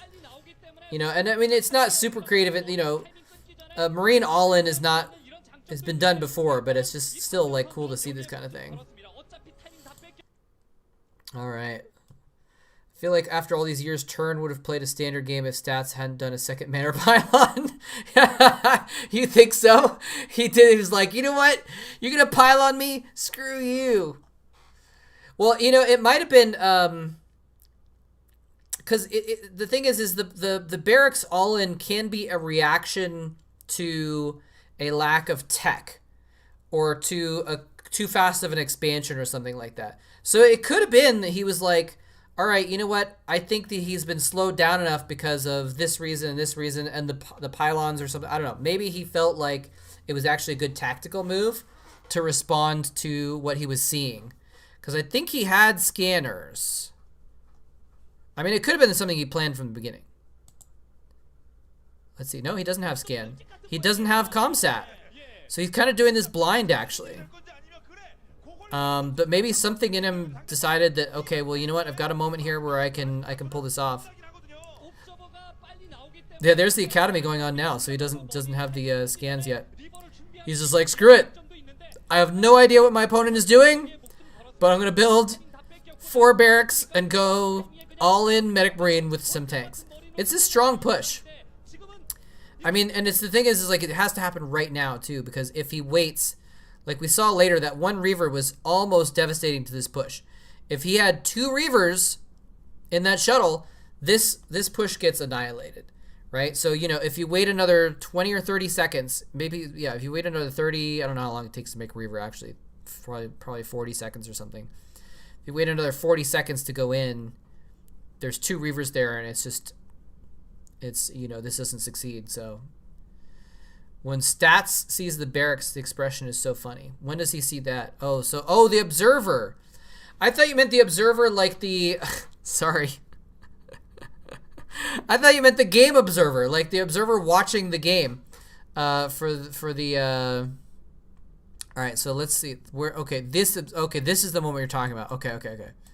The observer, like the unit observer. I'm sorry, I misunderstood. Okay, now the observer sees it.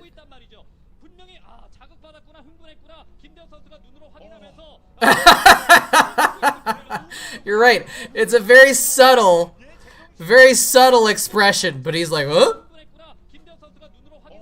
Huh?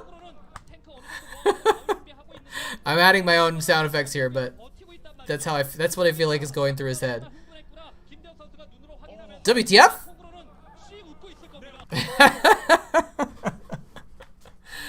I don't know why I didn't understand what you mean when you said the observer. I was thinking like the game observer. That is funny. What tourney is this from? This is from Pro League. This is a match between KT and Samsung. And this was 2012, right? So I believe this was during the weird, like, I don't know if this game was, if this is February, maybe not, but this is the weird time when, like, the Pro League was, like, switching back and forth where they would play one StarCraft 1 game, one StarCraft 2 game, one StarCraft 1 game, one StarCraft 2 game. And it went back and forth, and it was really strange. And you could actually even have the same player playing StarCraft 1 and StarCraft 2 in the same match. Recently watched the last Pro League from 2011 casted by Sale. It was glorious. Yeah. Pro League was awesome, man. Pro League was awesome. Gods, that was a disaster. Yes. Yes, it was. It was. I mean, it was a gambit to try to sell StarCraft 2 on the public, basically. People were not watching StarCraft 2. Kespa had been crapping on StarCraft 2 for its entire time, you know, a year or two or something like that. They were kind of refusing to acknowledge that it existed. And so there was a divide in the community. There was people that thought StarCraft 2 was okay, and then there was like the mainstream, the government people that didn't want to have anything to do with StarCraft 2, and they wanted to just keep going with StarCraft 1 and ignore StarCraft 2 altogether. And so the StarCraft 1 pros couldn't even switch because they would actually get in trouble and lose their pro gaming license, basically, if they played in illegal, not illegal, but like played in a non-sanctioned StarCraft 2 tournament. So the combo league, I think, was this attempt to say, all right, we've reconciled. All those years of us crapping on StarCraft 2 are gone. Now let's have StarCraft 2 be part of what we're doing. Just didn't work out, though. Didn't work out. Yeah. Blizzard lawyers got to them eventually, yeah. Well, I mean, I think Kespa probably also recognized that StarCraft 2 was the future. I think it was in both of their best interests to cut a deal, right?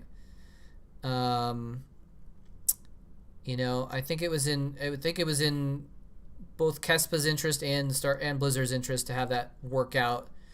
I think Blizzard had more of the advantage in that situation. So it was good for Kespa to be like, all right, well, we need to kind of get on board with this. We can't be in opposition to Blizzard for the rest of our lives, right? So, although, you know, look how that turned out. StarCraft 2 is not really very big in Korea still. Instead, imagine if that had happened in the beginning, man. Imagine if Kespa had supported StarCraft 2 from the start. And you didn't have years of a divided community. And during those 2 or 3 years of divided community, League of Legends took over. Right? What if they'd agreed from the beginning and StarCraft 2 had a real launch and Kespa had switched quickly or something like that, or allowed people to switch, and you would have had, you know, the best players, because none of the best players switched from StarCraft 1. None of them. All the people that were the best in StarCraft 2 were washed up or B team StarCraft 1 players. MVP was the best StarCraft 2 player in the first, 5 seasons of StarCraft 2, basically, right? He won all these GSLs and all this stuff. He was a B teamer in StarCraft 1. That's why he had the skill level to play well at StarCraft 2, because he was a B teamer at StarCraft 1. But imagine if Jaedong and Flash and Stork and Zhongbi and Fantasy and all those players, if they'd switched to StarCraft 2 earlier and actually put in a real effort, maybe StarCraft 2 would have blown up in a much better way. And instead, StarCraft 2 just didn't get any attention, and League of Legends took over basically the heart of Korea. League of Legends became the biggest esport in Korea instead of StarCraft 2. And it didn't have to happen. StarCraft 2 had a 2-year head start on League of Legends. I mean, I think League of Legends technically was a game before that, but I don't know when League of Legends came out, but there was no Korean servers for League of Legends until I was there in 2011 or something like that, because I was the first. I casted the first Korean League of Legends tournament, and League of Legends had already been a game for 2 or 3 years. So there was that couple of years where they could have actually theoretically had StarCraft 2 take off if there hadn't been this random BS disagreement and power struggle between Kespa and Blizzard. It's kind of ridiculous. Anyway, couldn't Blizzard have sued them for broadcasting without permission? Yeah, basically, yeah. The thing is like with StarCraft 1, and yeah, BioLunar, they're different games. I agree with that. I wouldn't have liked to switch completely to StarCraft 2. I completely agree. But I think it would have been better if there was an option, because there basically wasn't an option. The StarCraft 1 players would have had to give up their entire careers, their sponsorships, their teams, all of that stuff they would have had to give up to switch to StarCraft 2 for no money. There was no incentive to do that because there wasn't like a lot of stuff in StarCraft 2 yet. If it had been more like, we'll give you the option, you might have had players like Stats, players that were still a lot better than MVP, or like MC. MC was a terrible player. He was a terrible player, but he ended up winning GSLs because he was just better than everyone else that was playing StarCraft 2, right? But people like Stats, I think a lot of people that maybe that they weren't the top StarCraft 1 players, like the absolute very tippy top, they might have switched over to StarCraft 2 and there would have been more competition. You might have had, 1 or 2, like Bisu might have switched to StarCraft 2 or something like that. Like there would have been, if they'd been given the option at least, and they could have had both coexisting side by side, instead of StarCraft 2 being like the redheaded stepchild, then I think StarCraft 2 would have been given more credence, would have been given more respect, and would have had a lot better players playing it. And so it would have been given a better chance. So I definitely don't think they should have switched completely from StarCraft 1 to StarCraft 2, but I think there should have been more of a division. Like I think, like all the StarCraft 1 teams should have started StarCraft 2 teams. There could have been simultaneous tournaments, and they could have had sponsor teams for both, right? So like, let's say Samsung Con, they keep Stork and Firebat Hero on their StarCraft 1 team, and then Turn, who's pretty good but not great, switches to StarCraft 2 and a couple others. And maybe they bring in some of their B teamers and train them up as StarCraft 2 players. And they still have that team infrastructure, building people up and increasing their skill level, right? They could have had both going on at the same time, I think, and kind of had simultaneous things. Just like modern teams, right?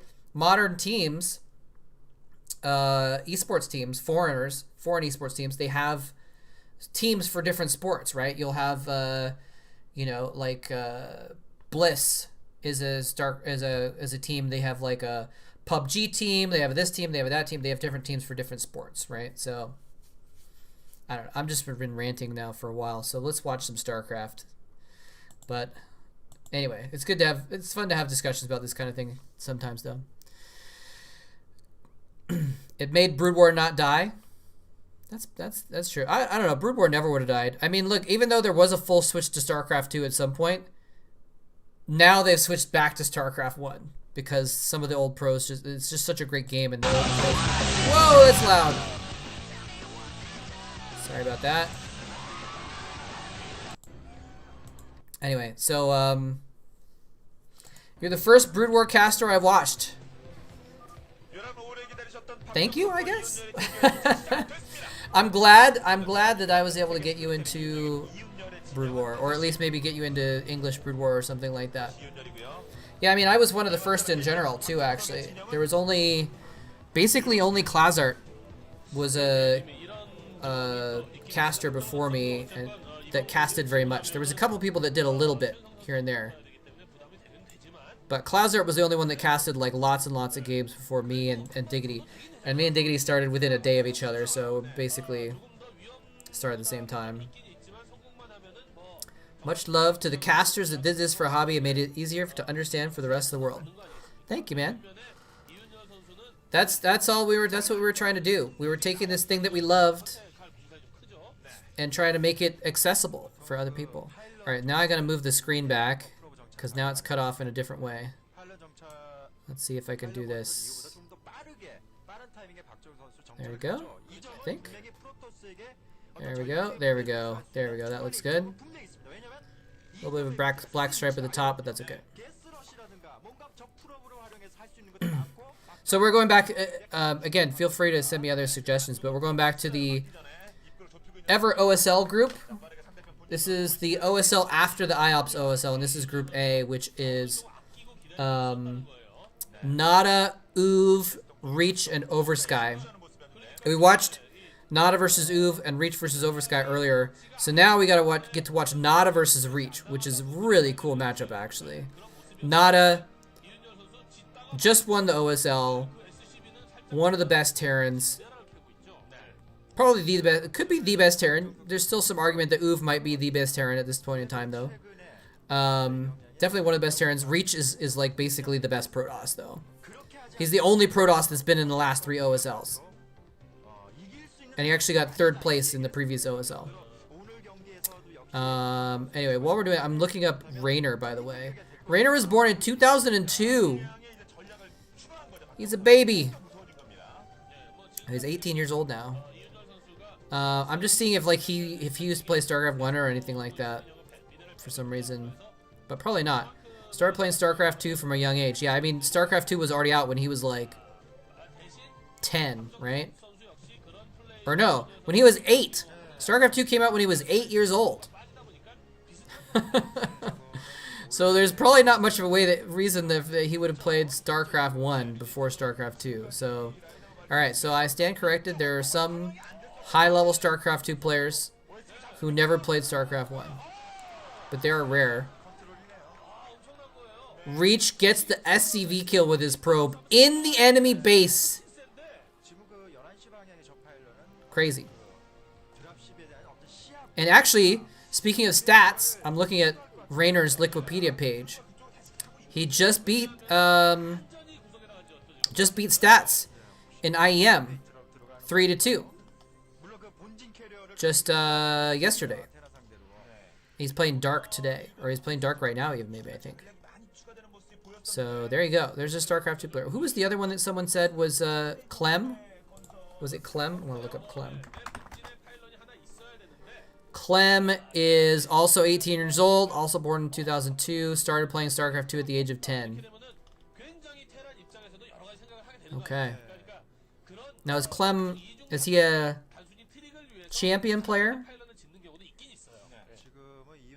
See, this is the thing, is he's won a bunch of dream hacks, but he's never won like a GSL. He's never won against Koreans.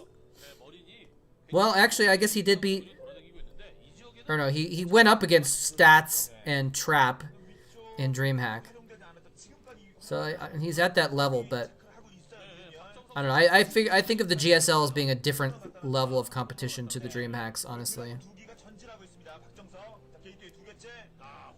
Clem has so many first place. Look at this. I'm sorry, I'm going to pause this for a sec because I'm watching the game, but I'm also going to... Look, this is Clem's Wikipedia page. So, You know, DreamHack, 3rd, 4th, 1st place against Rainer and DreamHack, etc. But look at all these minor tournaments he's been in. 1st place in all, and some seconds, in so many little cups over the last couple years. It's kind of insane. Anyway, sorry, back to the Nada's body thread. Oh my god. I found that the other day. I think people are still posting it, or maybe, oh, I think I was just searching Team Liquid for Nada because I was trying to find some information about the finals or something like that. And I came across that thread.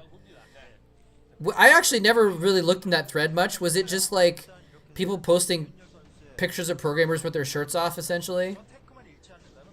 Because I looked at it, I was like, what was that thread? And I looked it up, and it was like, oh, is that you're going to be able to hit the tank? Oh, it's just out of range. Okay. If you got stuck in a spot where those Dragoons could hit the tank, that would have been bad. But what was with that thread? Did they just, like... I don't want to pull it up on stream because TOS, but was it just, like, people posting... Because some of the programmers did work out a lot, so some of them were pretty ripped. His brain almost walked all the way into enemy base. It was a big sigh by Nada. Remember, Nada is down a game right now. Reach is up a game, so he's feeling comfortable. If Reach wins this game, then he basically advances from the group. Nada really needs this win. Otherwise, he is 0-2, and it's not impossible, but it's very unlikely for Nada to get out of the group, which would be really uncomfortable for the reigning OSL champion to not get out of the group stage. Although that's what happened to Uv in the previous season. And now here's Uv versus Nada. Uv beating Nada in the group stage of this season as well. So Nada might have shot himself in the foot a little bit here. Just really wanted to get some revenge against Uv.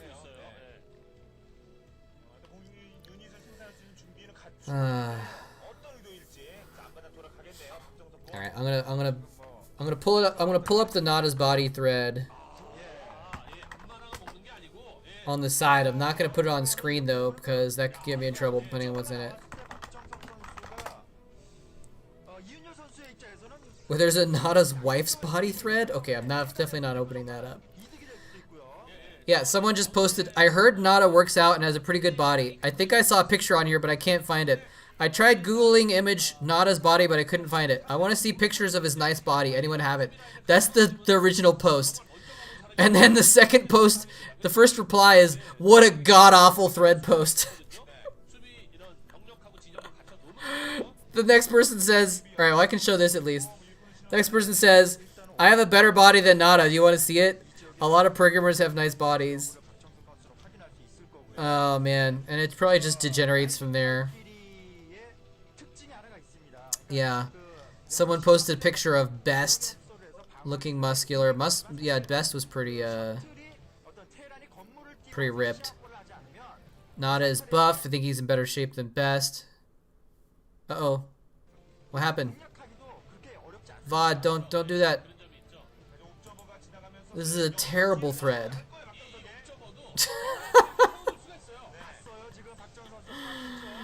Someone did post a picture, but it's broken because it's a 12-year-old thread. Alright, that's enough of that.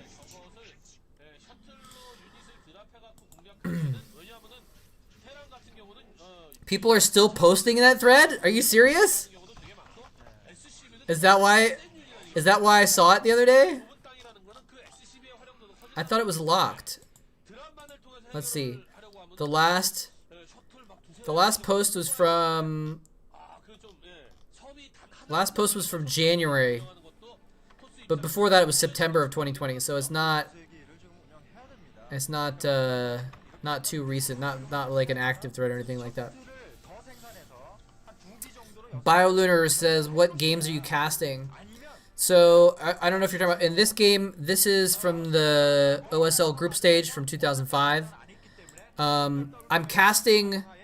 This week, I'm going to be casting the MSL finals from 2007. Bisu versus Xavier.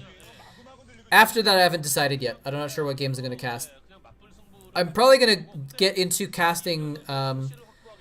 I'll probably just go and do the round of 8 from this season. Depends on who gets out of the group stage, actually, if I'm excited about the players that are in the group stage. That's a nice little drop. What's he counter dropping? Oh, more tanks. Okay, so he's going to hold it off. Gets to keep the island. Lost some SCVs, though, and a tank. So I'm gonna cast the MSL finals. I'm probably gonna cast. I'll probably just keep going and cast like the round of 8 for this Star League. If not, I'll go back and I'll probably pick a Star League from like a little earlier, like 2003 or 2 or something like that, like a really early Star League, and do some games from that. But I haven't decided yet. I also have some replays. I have some good replays to cast, so I'm probably gonna do those. And I'm actually not even sure what replays I have. I definitely got a bunch of like practice replays to go through from Hot Top Gamers, but the guy from Starcast TV got me some replays as well from that were like previously leaked tournament games. So I have to see what's in that folder and see what's available. Actually, I guess I can look that up in the side if I can find that folder. Where's my replay folder?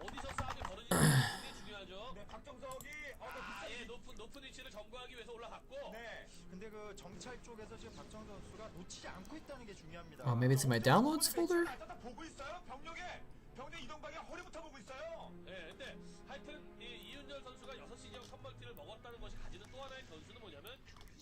Why can I not find those replays? Anyway, I'll have to look later. I don't want to be glancing at replays, glancing at my files for the stream. Alright, here's a pretty big engagement. Actually, Nada does not have much defending his tanks here. He could lose them. He is going to lose them. Remember, Nada really needs to win this game.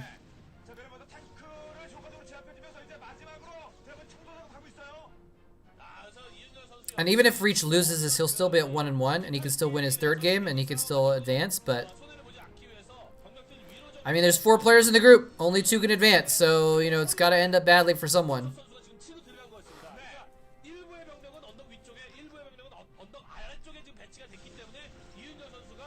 And if you're still here, Cade or Cody, something like that, follow the channel. I missed it from 45 minutes ago. Sorry about that. I don't have sound alerts on for the follows, so I usually miss them, but I do appreciate them.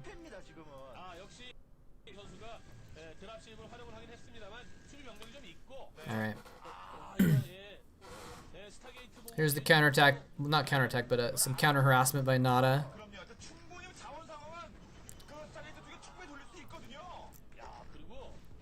Yeah, even though Oversky is very good, I feel like he's just going to be kind of the punching bag of this group. He could easily take a game, I think, though, off of any of these guys, but so far he's lost versus Reach. But, you know, there's basically Nada, Reach, and Uv could be the top 3 of this Star League if the brackets were different, you know? So, it definitely feels like it's a battle between those 3 of which 2 of those 3 are the ones that are going to actually get out of this group. And it's feeling like Nada's going to be the one that doesn't at this point, actually, because he's already down a game, and I don't feel confident about his chances of winning this game. Reach is just playing really well.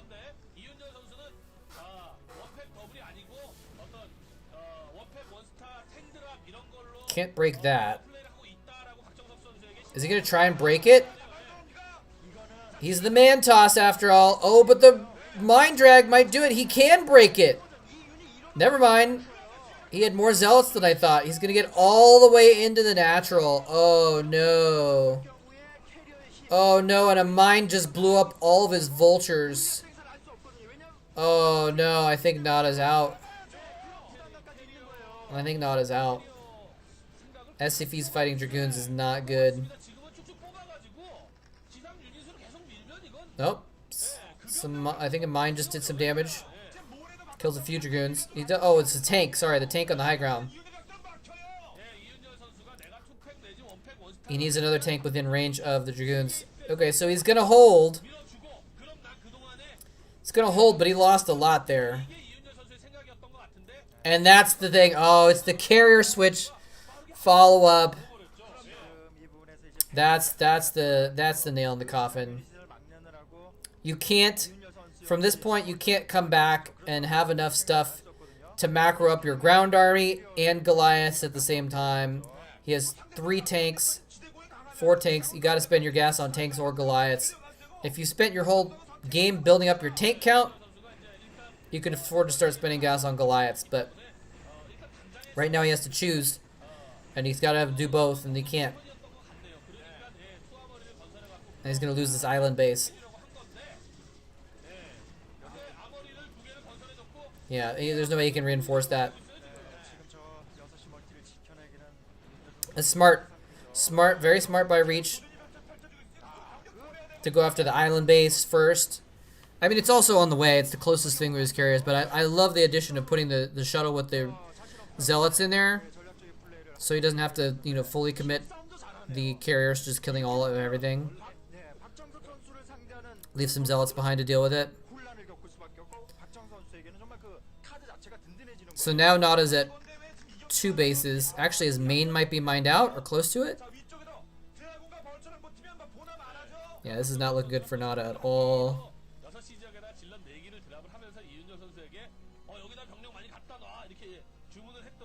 He's floating. He's actually floating the command center out to try and make it at another base.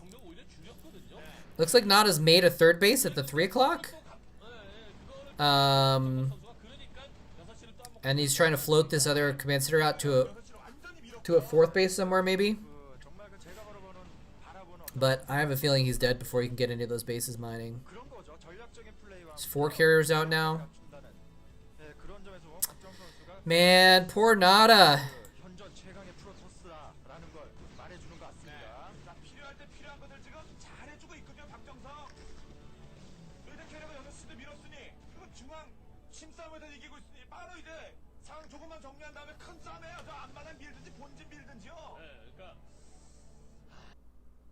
Oh, what are you doing, VOD?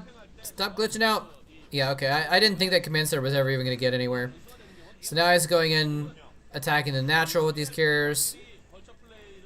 He's got plenty of tanks now, which he needs to make sure he doesn't lose to another ground attack, but, okay, this is cute.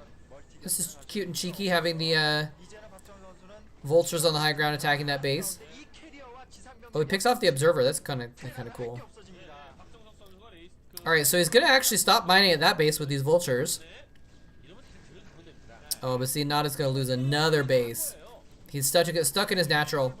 If he could get a 3rd, I would say that there's a possibility of him coming back somehow. He's got a decent amount of Goliaths up. He's got a decent amount of tanks up somehow. But without a 3rd base, he's screwed. His main is, I think, mined out at this point.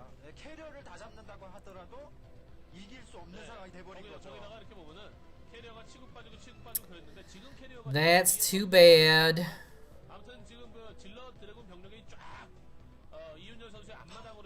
I was just thinking I want to grab a root beer to drink while I'm watching these games, but I don't think I have one in the fridge. I think they're all... Oh, that guy's... Did you see him? He's like... Mouth wide open. Very intently watching this. Here come the carriers. I'm gonna go either grab a root beer or throw one in the fridge so I can grab it in 20 minutes when it's cold. Here we go.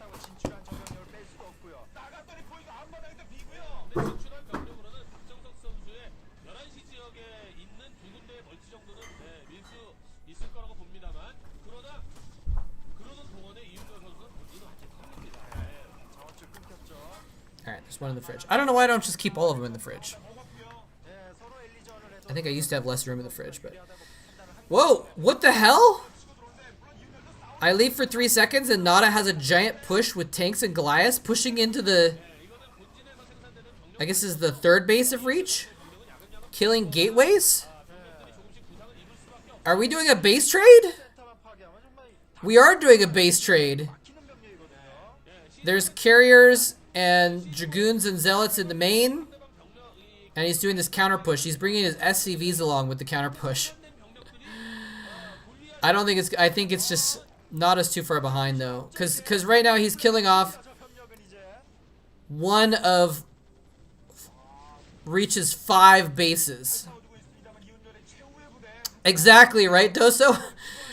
Once you've killed off your opponent's comsat, you build 1 DT and it's over. And there's the Templar Archives. See, he's on top of it. He's on top of it. 1 DT is all you need to kill every single one of those Goliaths and tanks if they don't have a scan. That's funny. And it can go the other way around too. Sometimes you can defeat carriers with wraiths, like with cloak wraiths, if you can just kill off all of their observers. There's the GG. Oh man. Oh man, that is rough. So now Nada's at 0-2. Reach is at 2-0. Oh man, look at his face. He's like, oh man. He's like, ugh. You can tell he's like, this is not good. Not good situation for me. So Reach is probably gonna advance from this group now. The only scenario, let's see, the only scenario where Nada still gets out of this is Reach beats Uv and is 3-0. Nada beats Oversky. Oversky beats Uv. And then Reach is 3-0.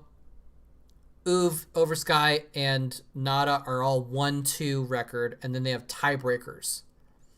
So that's the only way that they can that Nada can get out of this group, basically. So anyway, so Oversky would have to be beat. Oh my god, loud! Gotta remember to adjust the volume before I hit play next time. So Oversky versus Uv. We'll see how this goes. I mean, Uv is still unstoppable. The only Zerg that has beaten him is July Zerg, you know? So I still think Uv is easily gonna win this game. He's gonna have a 2-0 record. And then Uv versus Reach will be, the last game will be deciding game, basically. Actually, it won't even really be deciding, because then we'll decide who goes out as the first person in the group and who goes out in the second. If Uv wins this game, which he hasn't yet. We'll see if he does.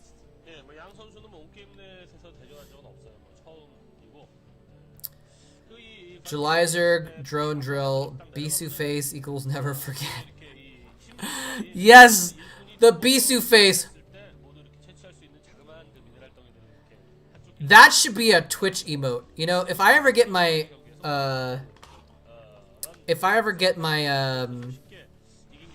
account fixed, because my Twitch account is messed up. I can't get subs, and I've tried to contact him. It doesn't. I haven't been able to get anyone to help me. But if I ever get my Twitch account fixed, I'll be able to add emotes, and I will definitely. I'll try to remember this. Remind me if I forget. I would love to add the Bisu face as an emote. Wouldn't that be epic to be able to put a Bisu face emote in chat? Like when someone does something, you'd just be like, let me see if I can find that. I'll bet if I just search Bisu face on Google, I'll bet it comes up. Yep, that's the first thing that comes up. Or the second.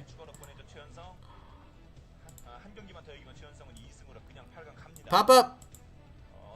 Why won't it pop up? There we go. Bisu face. Oh man, that's funny. All I had to do is search for Bisu face. Apparently, here is the better one actually. This is the original one. There we go. Oh, that's funny.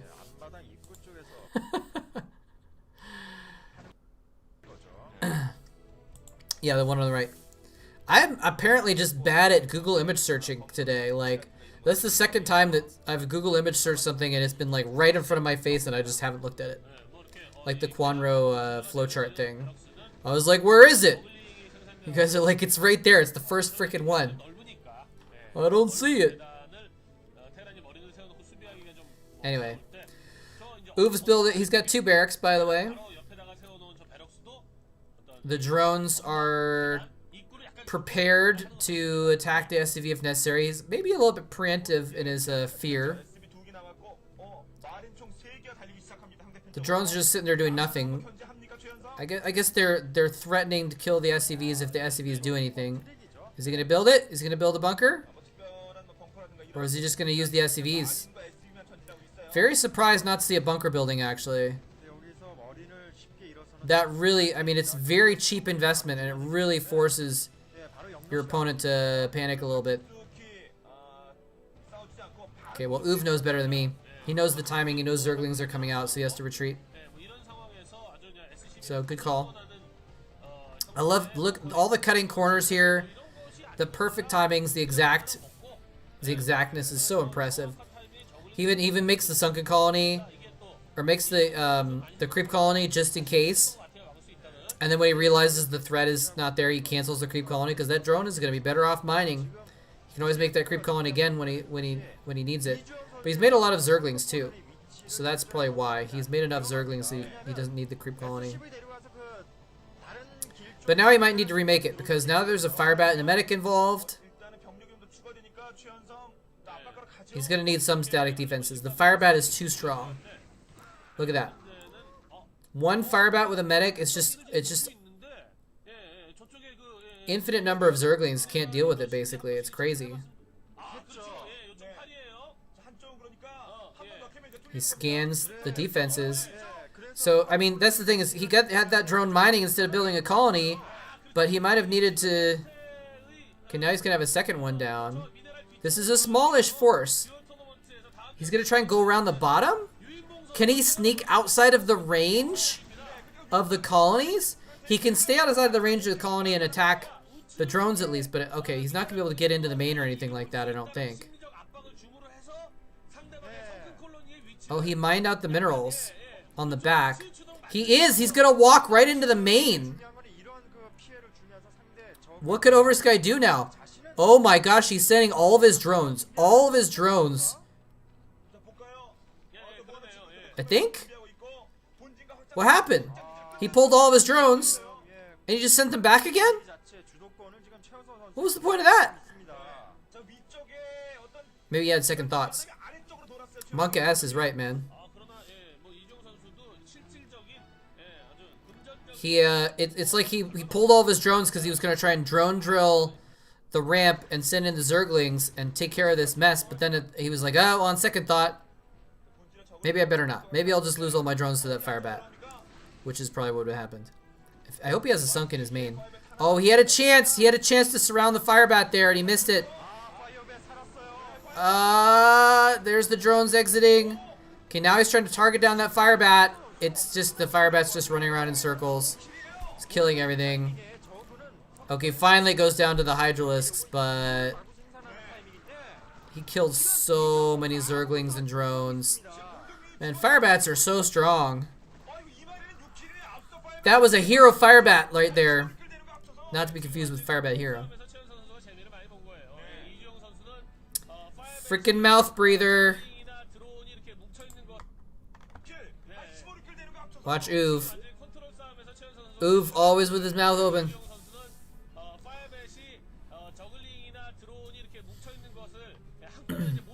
Nice micro. Yeah, it was really well microed for sure. Yeah, that was really well controlled by Uve. And what does he have back? And he wasn't reinforcing either. He wasn't like following that up with another attack. Maybe that's what happened with Oversky. Maybe he was like, "Oh, I need to break this before the reinforcements come in or something." But there never was reinforcements. He was macroing instead. He was getting his second base, getting his SCV count up rather than attacking with more Marines. Because he had 2 barracks, right? So there was the threat of an all-in or something.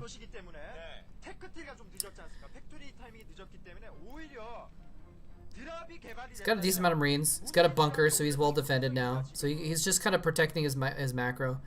Now, he's going to morph lurkers in a second, and that's going to be interesting to see how much damage these lurkers can do. He's making Zerglings. So I think we're looking at a potential Zergling lurker bust attempt. And he's got SCVs out on the map. Where are the lurkers? The Hydralisks are there. He doesn't have lurker tech finished yet, maybe? Still waiting? He's out on the map with these SCVs trying to make sure that he can block any scouts too. Although, I mean, UV has comm scan, which can scout anywhere without any resistance, so there's that.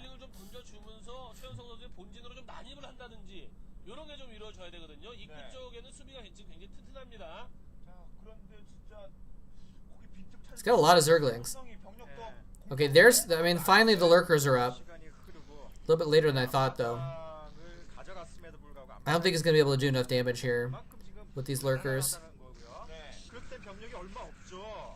He's got more Marines now. He's got more scan energy. Let's see, though, if he can get a nice set of spines off. And the bunkers are too strong, actually. Bunkers are... I talked about this recently. I don't remember when, but bunkers are actually just so strong against lurkers. And he's got 3 bunkers, so there's no way he breaks this. Now, he might contain this. He might use the lurkers as a contain to try and secure a 3rd base. I think that's the way to go here. I don't think trying to bust is the way to go at all. I think he would just die. I think all of his lurkers would die, his lings would die. He would lose to counterattack. Where's his lurkers going?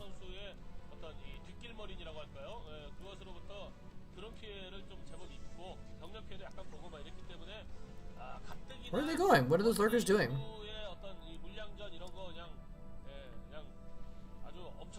Okay, yeah, there's the 3rd base. He's getting a 2nd gas in his natural as well, so he's going to have 3 gas before too long. Okay, that's kind of interesting. He's got the lurkers up on the top. It's an odd spot for it, for the lurkers to be. Seeing Oof's first-person view.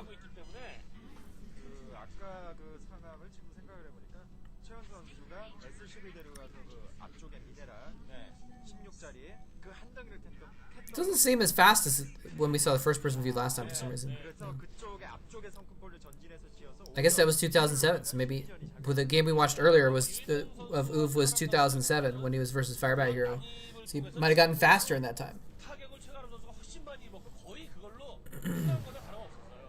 Okay, lurkers are dead. Turret plus tank equals dead lurkers. One of them died. Maybe he pulled out the others. Yeah, I feel like UV is just such in strong position right now. I'm not sure exactly what Oversky can do. He's just getting that 3rd base up, but you know, UV, he's been on 2 bases when UV has been on 2 bases for a while, right? It's like even economy, and the Zerg needs more bases than the Terran. These Wraiths are really interesting. They've been scouted. He's already sent 1 Wraith around to kill Overlords and stuff. I guess maybe it's like he knows that there was no Spire because it was a lurker rush. So he wants to get control of the air, kill off those Overlords, get map control. There are Hydralisks in play though, so. Although he probably got the Hydralisk because he saw the Wraith, not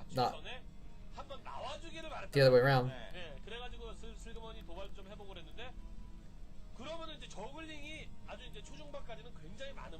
He's getting cloaked too. He's getting a lot of Wraiths.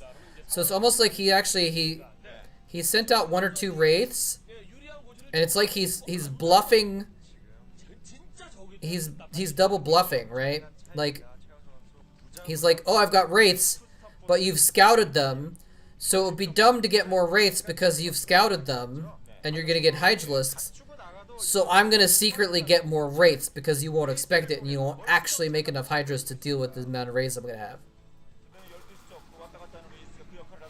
Mind games. 저글링이네요. Mind games.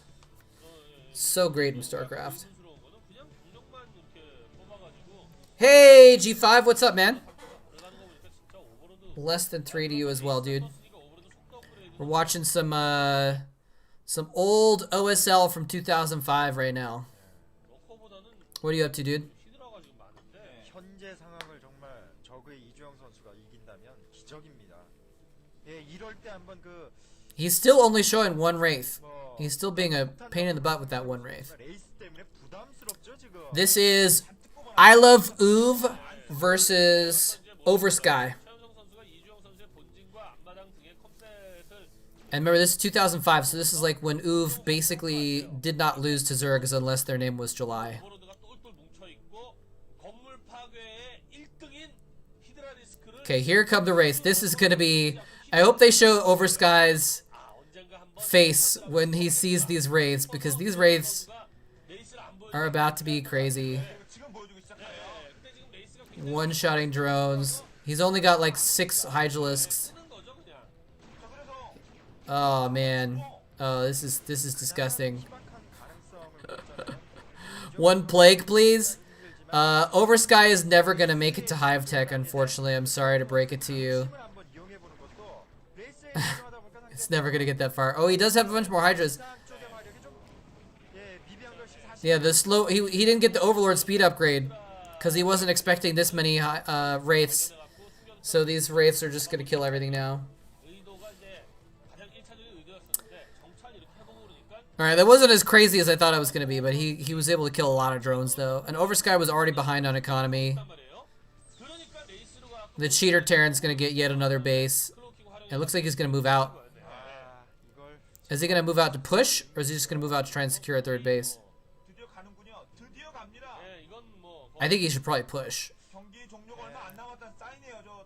시즈 푸는 거요. Uv is just trolling him. 지형의 효과를 봐야 Maybe. 지도 사실 적의 병력이 Maybe. 부족합니다. That's the thing though, like back in these days, like in 2003, 4, 5, stuff that would be considered trolling now were actually like meta builds. Like going mass rates was actually kind of normal in 2004 and 5. Right? At least in the games I've watched. 가지고 또 이종 신경을 또 분산시키고 있죠 지금 전설에서 싸우기도 아파 죽겠는데. G5's been playing that long, maybe he can tell me differently. But from the games that we've been watching in the Star Leagues recently, like there's a lot of mass Wraith builds and stuff like that in this time period. Oh man, here's the attempted push, counter push. Oh, yeah, he gave up. Oversky gave up. He gave up. Because look at this. He's losing his drones. And watch this. He goes in, he's like, I've got one chance to try and break this. And, you know, if he was playing a longer game right now with his Lurkers dead, he would pull back those Hydralisks. But he has given up emotionally. He's probably taken his hands off the keyboard or something like that. He's just watching his units die. Ouch. Ouch. So now in this group...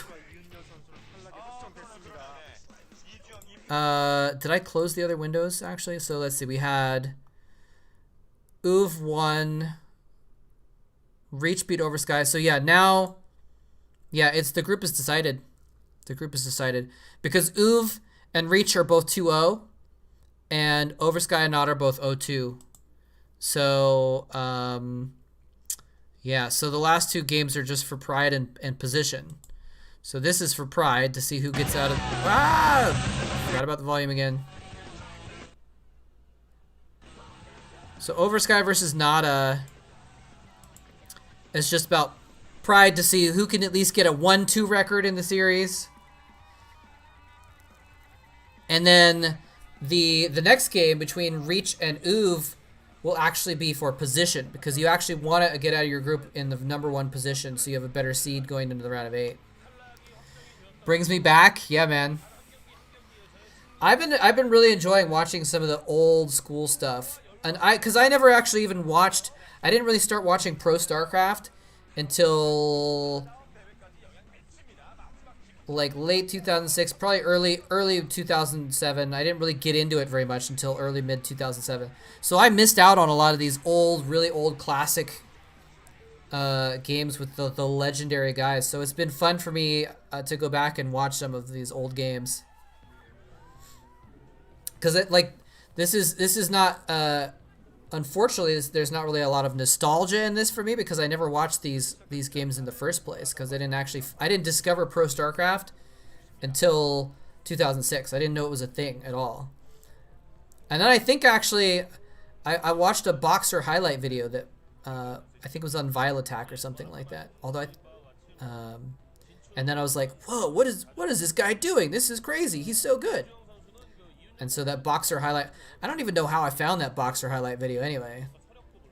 I don't think I was looking on YouTube for StarCraft or anything like that.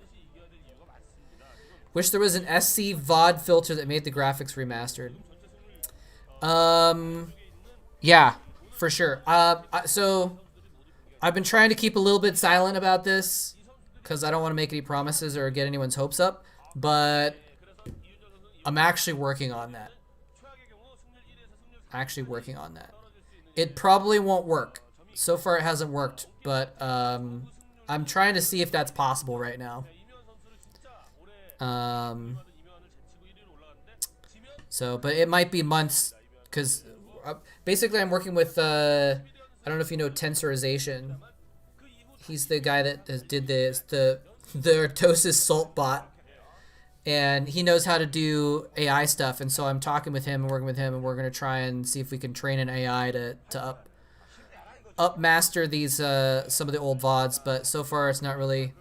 I've already actually tried a bunch of different methods to try and see if I can use AI to increase the quality of the VODs, and it hasn't worked. So we're gonna see if we can basically design a new AI to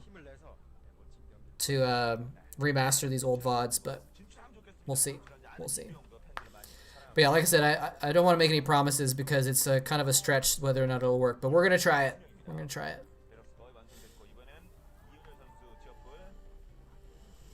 Should be able to train an AI on remastered footage really easily. Well, how easily do you mean? Are you an AI person as well, Cade? Cade __________? Or is it pronounced Caddy __________? Yeah, exactly, Kung Piss Tank. The generic upscaling just isn't designed for StarCraft sprites. So we're having to train an AI to use the real graphics essentially. But it's hard to do because what just happened to the sound? Man, these VODs are glitching out for me today. I don't know if it's the VODs or if it's my YouTube. But the part of the problem is that the remastered graphics are slightly different from the old graphics. And so I think the AI is probably having trouble with making the double conversion from crappy VOD to normal graphics, and then from normal graphics to remastered graphics, right? It's like a bit of a jump, so it's proven to be a little bit difficult. But yeah, the generic upscaling, I actually made a video. I haven't released it yet because I wanted to see what happened with this other idea. But I'm going to release a video at some point detailing all the different tests I've done and showing how the remastering stuff works. Actually, I can pull up something real quick here. Or I can pull something up real quick. Let me show you this. If I can find it. Let me leave this playing while I'm finding it. Where is it? What the heck?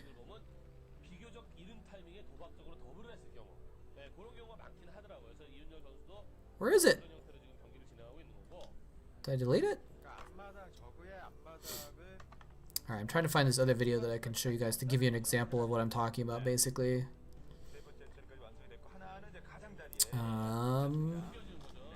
Maybe it's in this folder? 이런 형태로 했을 때 이주영 선수가 이제 어떤 식으로 Yeah, here we go. Okay. So look at this real quick. So this is... Here we go. So this is a video that I made that has... The top left is the original VOD, and then these other three are different AIs that I used to try and remaster it, basically. And you can see that it basically has done nothing, right? Like there's no change. So this is the result of using like normal AI upscaling. It just doesn't accomplish anything with the old graphics. So you can see the bottom left one is a little bit different, but it's still just not great. It just changes it. It doesn't like make it look better exactly. So anyway, so that's an example there. 연계를 하느냐에 따라 물론 달라지긴 하겠습니다만 이윤열 선수가 아카데미가 늦고 A little like increasing contrast. Yeah, I mean, I've tried like zooming in on details and like examining them closely, and they're almost identical. They're not really much you could do. I have to use the old sprites, then render and remaster. That's what we're gonna try to do. Actually, it's on my to-do list. I need to collect some screenshots basically to use to try and train the AI. 기본 생각을 가지고 나오고 갔습니다. 이주영 선수도 굉장히 부자예요 지금. 네. 충분히 생산하면서 3회 처리로 가고 있고요. By the way, Kung Piss Tank, I was wondering what I don't remember if I asked you this before. I might have asked you this before, and if so, I forgot. But what is your name? Like, where did you get your name from, Kung Piss Tank? It's like, cause Kung obviously reminds me of like Kung Fu. But what does a piss tank have to do with that? Or is it like not even Kung Piss Tank? Or is it like something else that I'm like not even reading it correctly? I will add that whatever project you and your friend are doing, I can add that I've tried video upscale software and I've only seen 5% increase to the source video so far. If you do it before or after the conversion, you are thinking of doing something. Yeah. Usually, like I said, usually it's just the upscaling things they don't accomplish a lot. The algorithmic ones especially don't accomplish a lot. The AI ones usually are trained for certain purposes, but most of the AI ones are trained for like photos or like videos or something like that, DVDs, things like that. So they're not like designed for this kind of video. Kong equals king in Swedish. Okay. So you're king piss tank?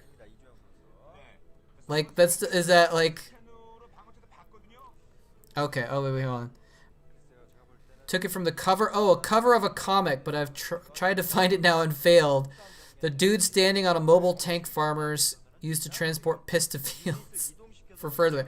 Oh, okay, so it's like the guy who's like, I am king of the piss tank, and you thought that was just a fun concept. You made a name after it. Okay, that makes some sense. Okay, cause like I was thinking like, is this like I was thinking like kung fu like somehow you're using martial arts to attack a septic tank or something like that. So you're Swedish, Kung Piss Tank? Am I saying that right? Is it Kung or is it like Kung or Kung or something like that? Swede, nice. I have a lot of Swedish fans actually, or not like a lot, but like by proportion. I think most of my fans are American, and I think after that, like it's like German and Swedish. I think the next ones, which is pretty cool. That's another thing I really like about StarCraft, Pro StarCraft, is just like getting to chat about StarCraft with people around the world is really, really interesting. Kung, okay. Kung Piss Tank.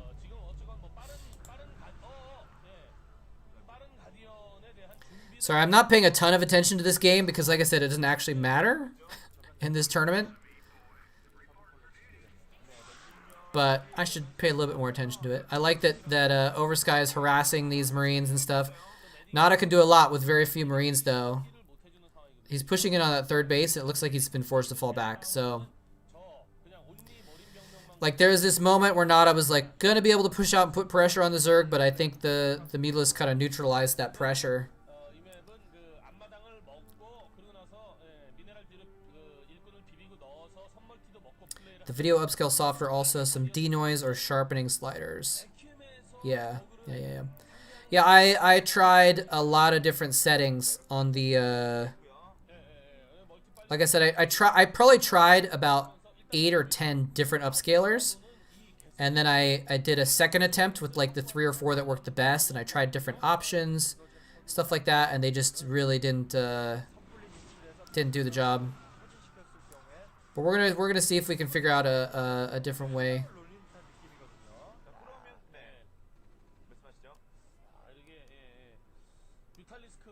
So Nana is now looking to just play a macro game, it looks like. He's getting a bunch more barracks. Probably going to get vessels as well. So we're going to see kind of SK style Terran probably. It's just going to get a bunch of stuff. You know, even if the Terran is behind, which I'm not sure if he is behind right now actually, but even if a Terran is behind versus a Zerg, they can still come back if they just macro like crazy and just push out with a butt ton of Marines. That sounds like a really funny comic cover though. So if you do find it, show it to me. I'd like to see it. That sounds kind of like kind of amusing. Was it a comic like about the guy? Like was the Piss Tank King, was he the hero of the comic or something like that? Or was it just like some random like 4-panel comic?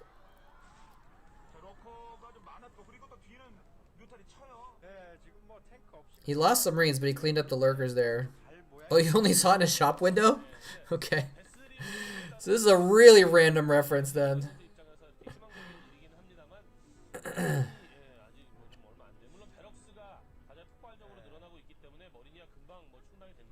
Nana, like, I actually feel like Nana might win this. Like, I feel like he's kind of a little bit behind right now. But I don't feel like Oversky is enough ahead that he's going to be able to deal with the onslaught of the next wave of Terran pushes. Now, if he gets a 4th gas and Nada doesn't kill him before that 4th gas really gets pumping, then I'm going to change my outlook on this. Oh, actually, that's a lot of lurkers. Bro! He got some damage in. Oh, random Mutalisk dying over there. That's cool. Bunkers are just so strong, though, against... yeah, see, the 4th gas and the Defiler Mound. All he has to do is hold off until the 4th gas and consume upgrade is finished. And then Nada's out of this, I think. And this wall of lurkers might do the trick, I think. Because I don't think he can break that. He doesn't have tanks. If he had a couple tanks, 2 or 3 tanks, then that's a different story. He kills those lurkers pretty easily. But with no tanks, or maybe getting out 1 tank, it's not going to happen. There's too many lurkers to irradiate all of them.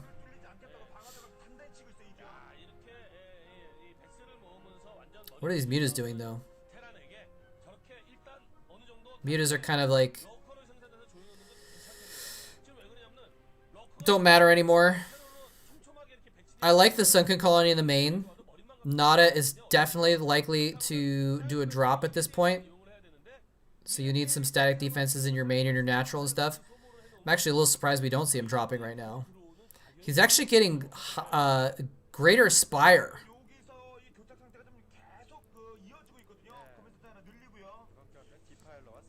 Oh, I heard Defense Matrix. Is he going to try and bust out?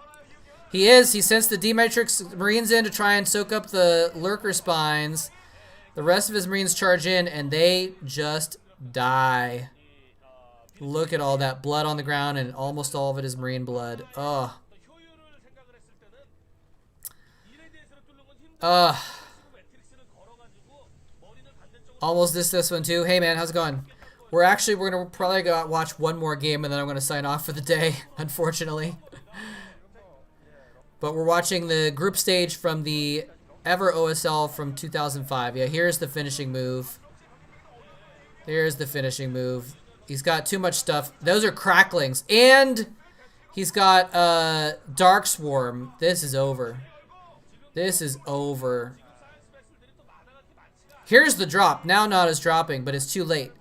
If he dropped earlier when he had a bunch of defenses, then he could have maybe pulled himself back into the game, but I think it's too late.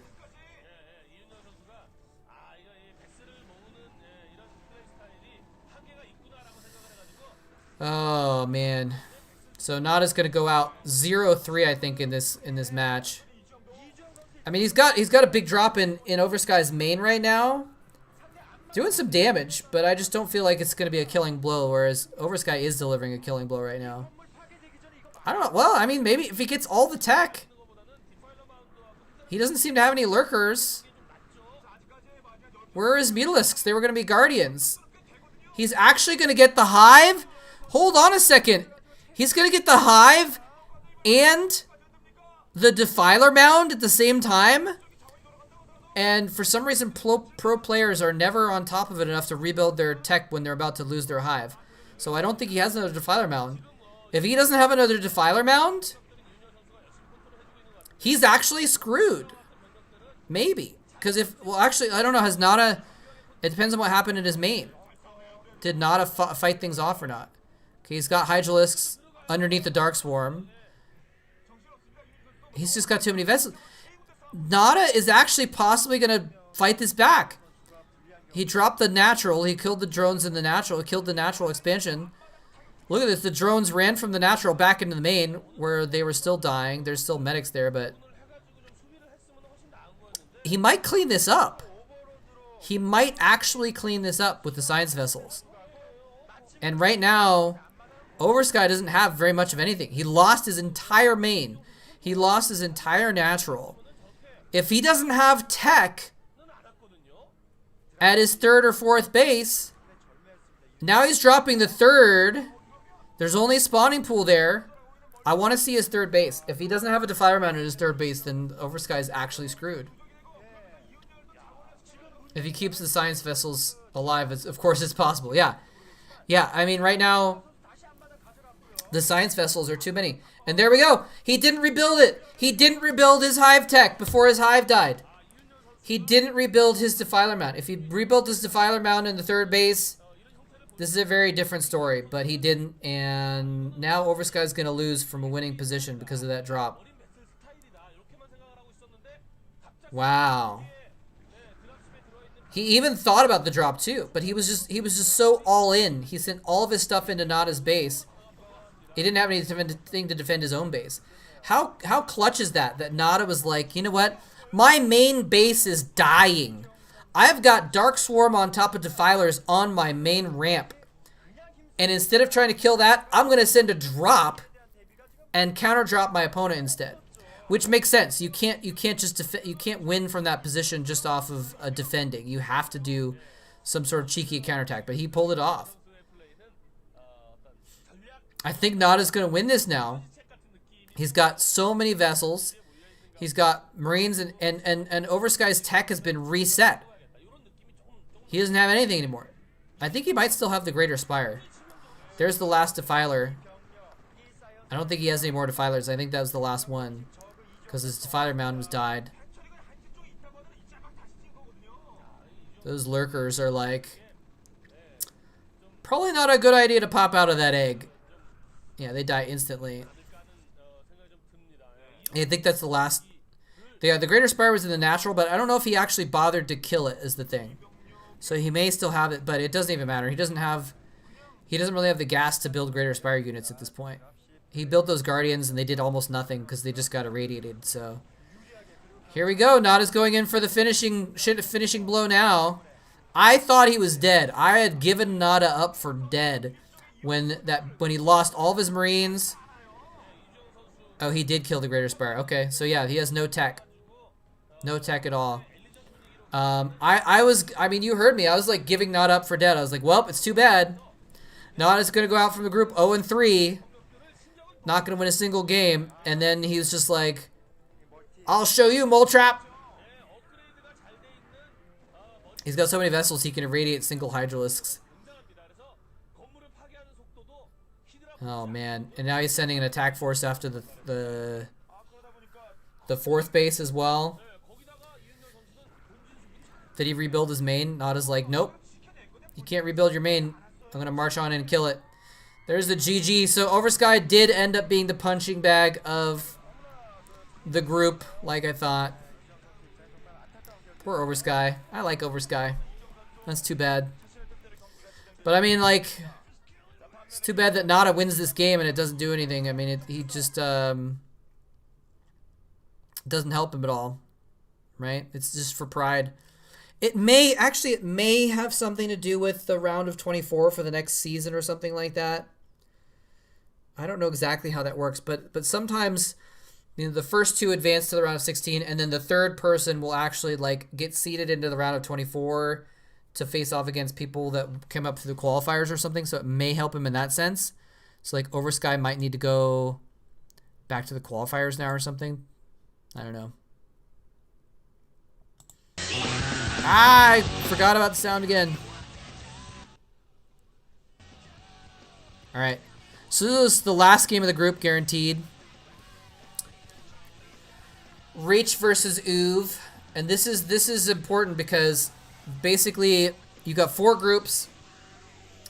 And each group has a number 1 winner coming out of the group and a number 2 winner coming out of the group. Hypothetically, or theoretically, the number 2 player coming out of the group is going to be not quite as good as the number 1 player. Look at them kind of smiling at each. They must be chat. I wonder if they're chatting before the game or something in the lobby. They both look pretty psyched, pretty prepped, very focused right now. So even though they're both guaranteed to get out of this, so the number 1 player of one group will go up against the number 2 player of the other group. So ideally, you want to get out of the group as the number 1 player, so that you face the number 2 player from another group who is technically done not as good in the round of 16, right? So winning this game is actually kind of important because it means that they'll face the number 2 player from another group.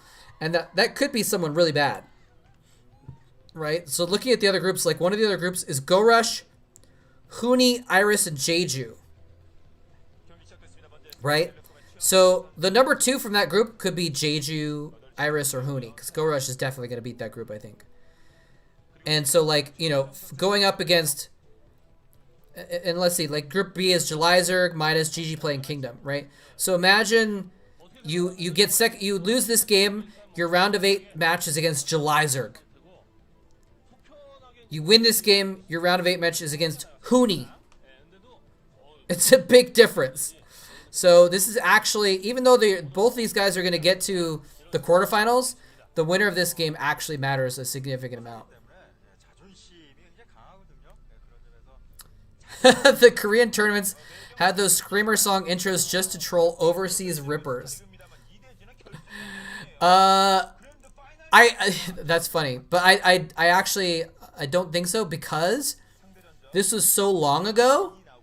In 2005, there was no such thing as scanning content with, you know, right now YouTube scans all content for matches, and it'll tell if you upload music.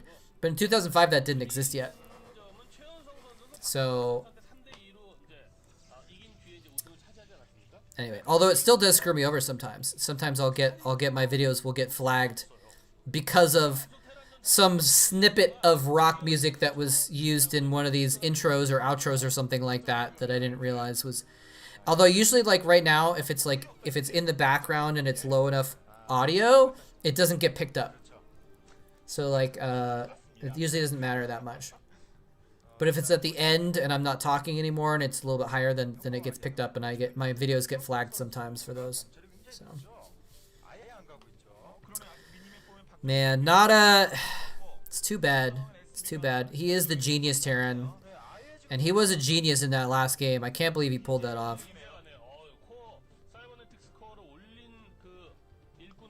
It's funny to think about, like, these kids. Hold on a second, I'll go back for a sec. So like, look at these kids in the audience right now. Like that kid right there in the middle, he's wearing like his school uniform. Some of these other people are a little bit older, a little bit younger, right? Those people are all like 30 years old now with jobs and kids. They're like kids in these old series, but this is so long ago, you know, 15, 16 years ago, that like, I don't know, it's just kind of interesting to think about that.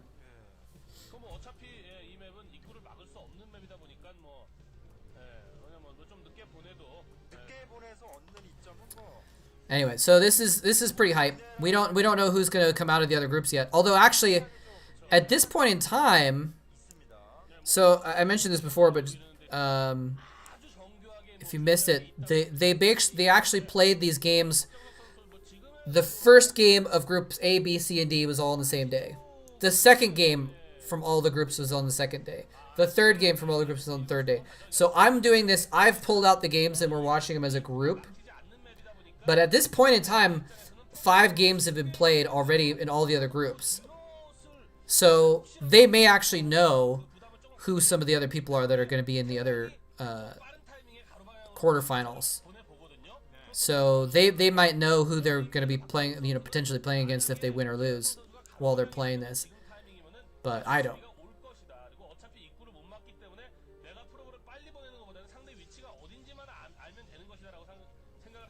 Anyway, I think we're gonna watch this last game, and then I am kind of hungry, and my voice is starting to get tired because I'm old.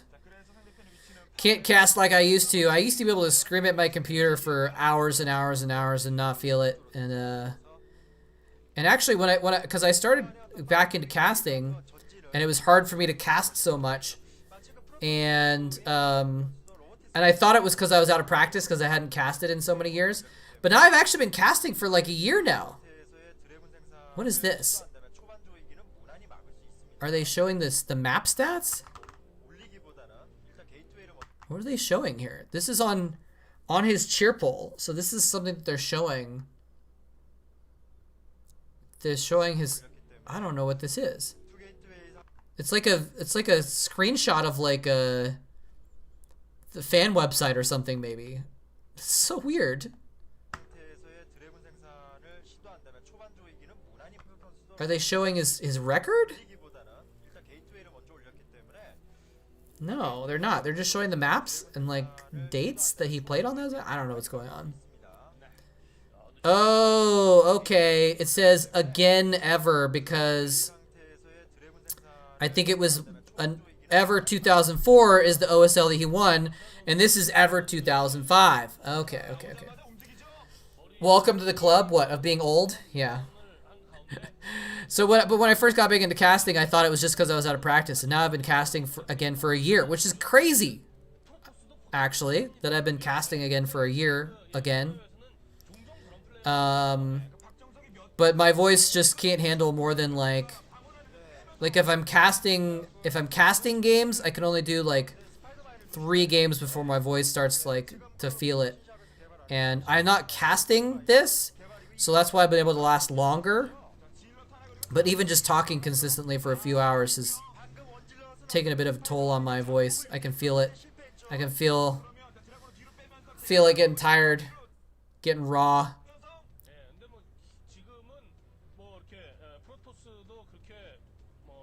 Did he actually? I think he might have faced Reach in the 2004 Ever OSL also actually. So there might be a comparison there too. Not gonna bother looking it up though. But yeah, man, I'm turning 40 this year. I'm pretty old. I don't know how old you are, but I know I have a few viewers that are older than me, but most of my viewers are younger. A little younger, not a lot younger. Vulture gets in there and gets killed by a probe. That's not something you see every day. Welcome to the 40s club. Are you guys 40 also? Okay. Well, I'm not quite there yet, but I feel like I'm there basically. Hitting that next year. Downhill from there. Damn it. It's already been going downhill. Some things are downhill. Not everything is downhill.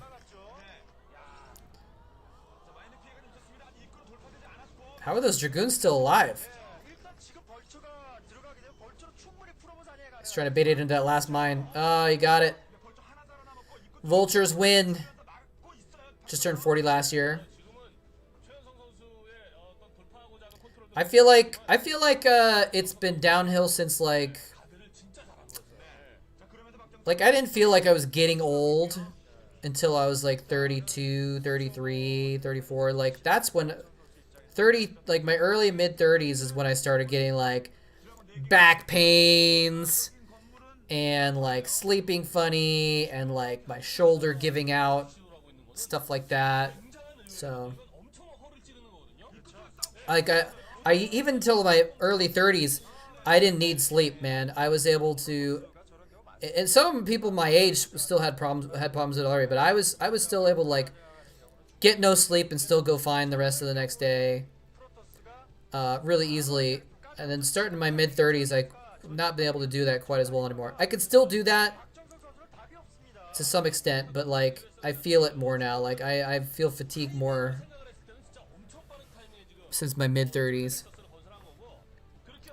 But I'm trying to get back into exercising regularly. The last couple months I haven't been, because I do feel that if you stay active and, you know, exercise, work out and stuff like that, you can still keep it together until you're pretty old. I think my grandpa was running until his 70s. My dad is in his 60s, and he still runs pretty regularly, I think. Actually, I don't know if he does anymore, but he, even until like a year or two ago, he was doing sprinting and like running 10Ks and stuff like that. Still in really good shape. But he's been running for decades, so that's why. Food sensitivity, food randomly causing me to almost crap myself, feels bad, man. Yeah, that actually started happening to me in my 20s. My mid-late 20s when some food started killing me like that. I used to, in college, I used to get a pizza on my way home from classes, and I would eat half of a large pizza myself for dinner. And then I would eat the other half for breakfast the next day and feel fine. Now if I eat like a couple slices of pizza, I have to be careful. But that started, like I said, my mid-late 20s. This greasy stuff started really killing me. Maybe around 30 or something like that. So, yeah, that started earlier. But the stuff that really bugs me, like I can avoid greasy foods, but like the stuff that bugs me is like, you know, just like I had a thing where my shoulder just wigged out and I like couldn't use my left arm for like a month basically because my shoulder just got tweaked just while I was sleeping. And like that kind of stuff didn't happen until my early mid 30s. Anyway, most StarCraft fans are boomers now because we've all been watching for 15 years. That's okay though. It's kind of funny that StarCraft is a boomer game. Carbonated soda is killing you? What? How so? I actually can't drink much soda. Soda gives me a headache, but it's actually because I've actually cut most sugar out of my diet. And so it's actually, I think, the concentration of sugar in the soda more than anything else that kills me. Uh-oh. I just heard the Korean commentator say timing, and we got this big push coming out here from Uv. The Reach doesn't seem to be prepared for. That's a ton of vultures. And a lot of tanks. He's going to lose those Dragoons. He's going to have to cancel that Nexus. Can he defend the ramp, though? He's coming in from behind with more units. But this is a big push. That is so many vultures. This is the cheater Terran, guys. He's got so much of an army. And Reach just doesn't seem to have anything for it. And he's got to hit, his base is hidden up at the top left. So, actually, where did he spawn? No, I'm sorry, he spawned in the top left. His base is hidden on the top right. His expansion. So, it's a little bit harder for him to deal with this, actually. And he doesn't have any tech to deal with this. There's no Reavers. There's no carriers. It's just, Oof is just gonna march on in. And just be like, oh, was that your main? Sorry, bro. Oh, he let the Nexus finish. Oh, that's not good. That's actually really bad. That's a lot of wasted money. But, I mean, he's distracted trying to save himself from dying in this game in general, so. Yeah, this is over. I wonder what's going on. I wonder if Reach has Stargates in the background. If he was trying to do a carrier switch and he caught him in the middle of the carrier switch or something. I actually wasn't paying attention, so I didn't see if that was going on. Yeah, he just has nothing. He just has nothing here. Just a big fat 2-base push. Just built a bunch of factories, made a bunch of units, hit the A key, clicked his mouse. GG. Now, what is going on over on that right side base, I wonder? Reach is not, he's not leaving the game, so he must feel that he has some way of getting back in this. He's given up his main. He's trying to rebuild. Okay, he's got a Templar Archives, that's why. Because one DT can win the game by itself. No, not with that many mines. Yeah, this is looking like it's over. So Uv is gonna advance, and Reach is still gonna advance though. Like I said, Reach is still gonna advance. He's just gonna advance as the second person in the group. So that's good because there's 4 Protoss in this Star League, and you know, we want a little bit more variety, I think. So it'd be nice to have more Protoss in the. I don't think there was a single. Was there a single Protoss player in the round of 8 last time? I don't think there was. It was all Terrans and Zergs in the round of 8 last time. So it'd be nice to have a Protoss.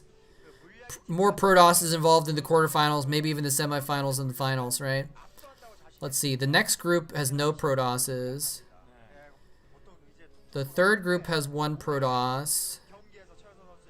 The fourth group has 1 Protoss. Wait, maybe Huni must be a Protoss. Who's the fourth Protoss? Reach? I thought I counted 4. Reach, Huni, Stork. Maybe there's only 3 Protosses. Let me just double check. Oh, there are only 3. No, I'm sorry, Kingdom. Oh, Kingdom is a Protoss as well. I didn't see him. He's in the second group. So there's 1 Protoss in each group. Each of the 4 groups, basically. So they've got an even chance of getting out. Could theoretically have 4 Protosses in the quarterfinals. Not likely. Not likely. But we're going to have at least 1. Reach is still going to advance.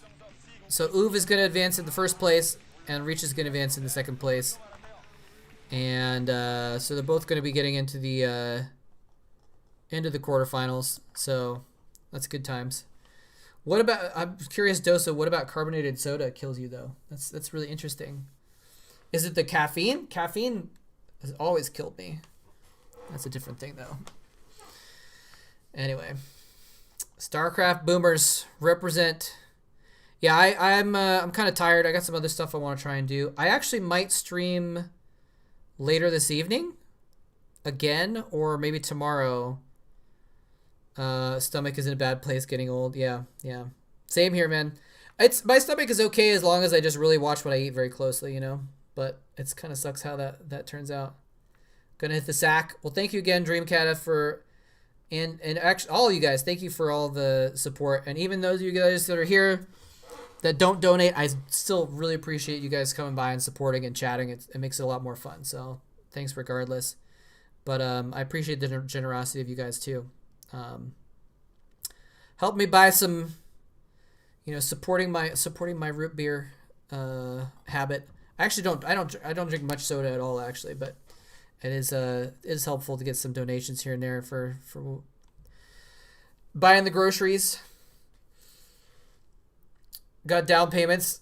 Love the stuff you do. Yeah, don't worry about it, man. It's not a problem. I've never done this for money. It's just it's icing on the cake that I appreciate a lot, but I'm glad you enjoy it. That actually I really enjoy like hearing people's comments and appreciation and stuff like that.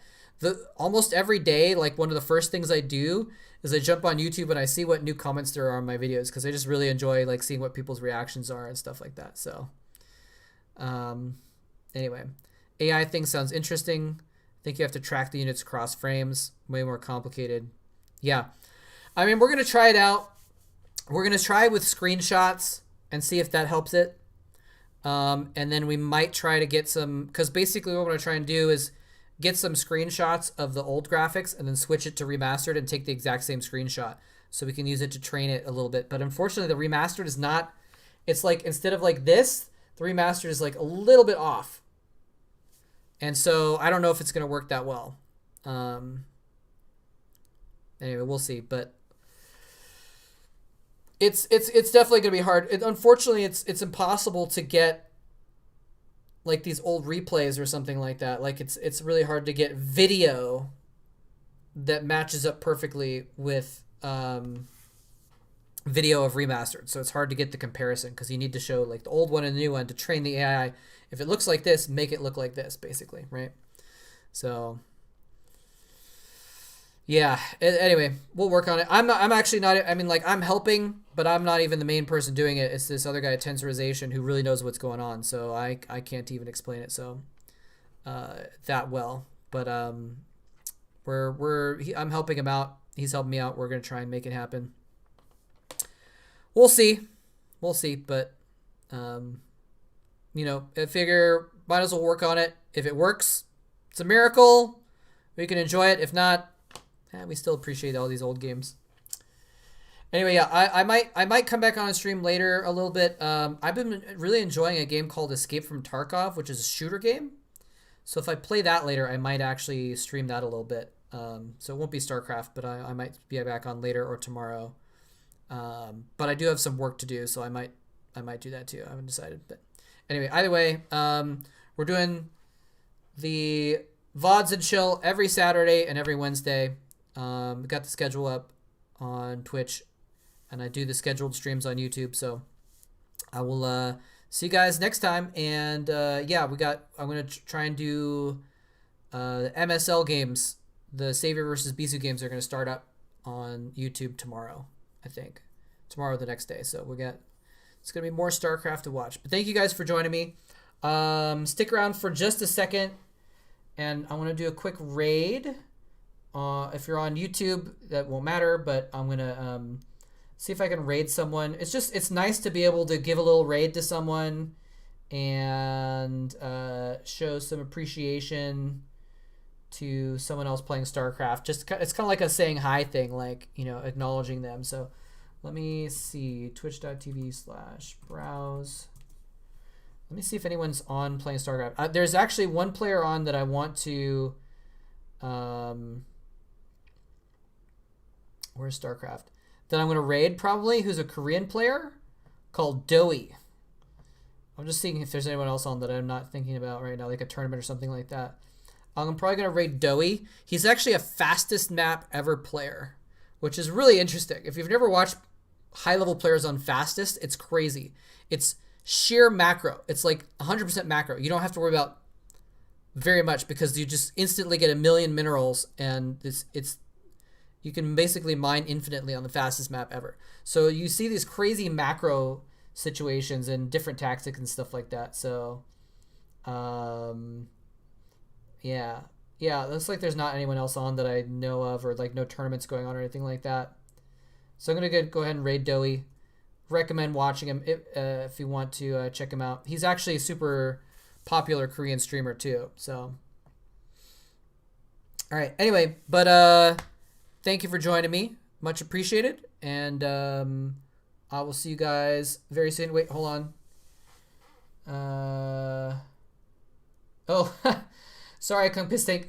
I don't have any mods in here right now. I didn't see that you had a thing that you'd said that it was holding back with the auto mod because you used the word retard, which is, you know, could be used as an insult. You could do the retard thing and render likely unit combos and compare. I'm not sure how that works, actually. Diggity! You're late, man. You just joined. I'm just signing off. Good to see you, man, though. Let me know if you want to play some Starbound later. Or StarCraft. We can play some games later if you want to. I'll be around. But we have a Diggity sighting just before the raid goes off. Anyway, but I'm going to go get some dinner. And I will catch you guys next time. And thanks for watching.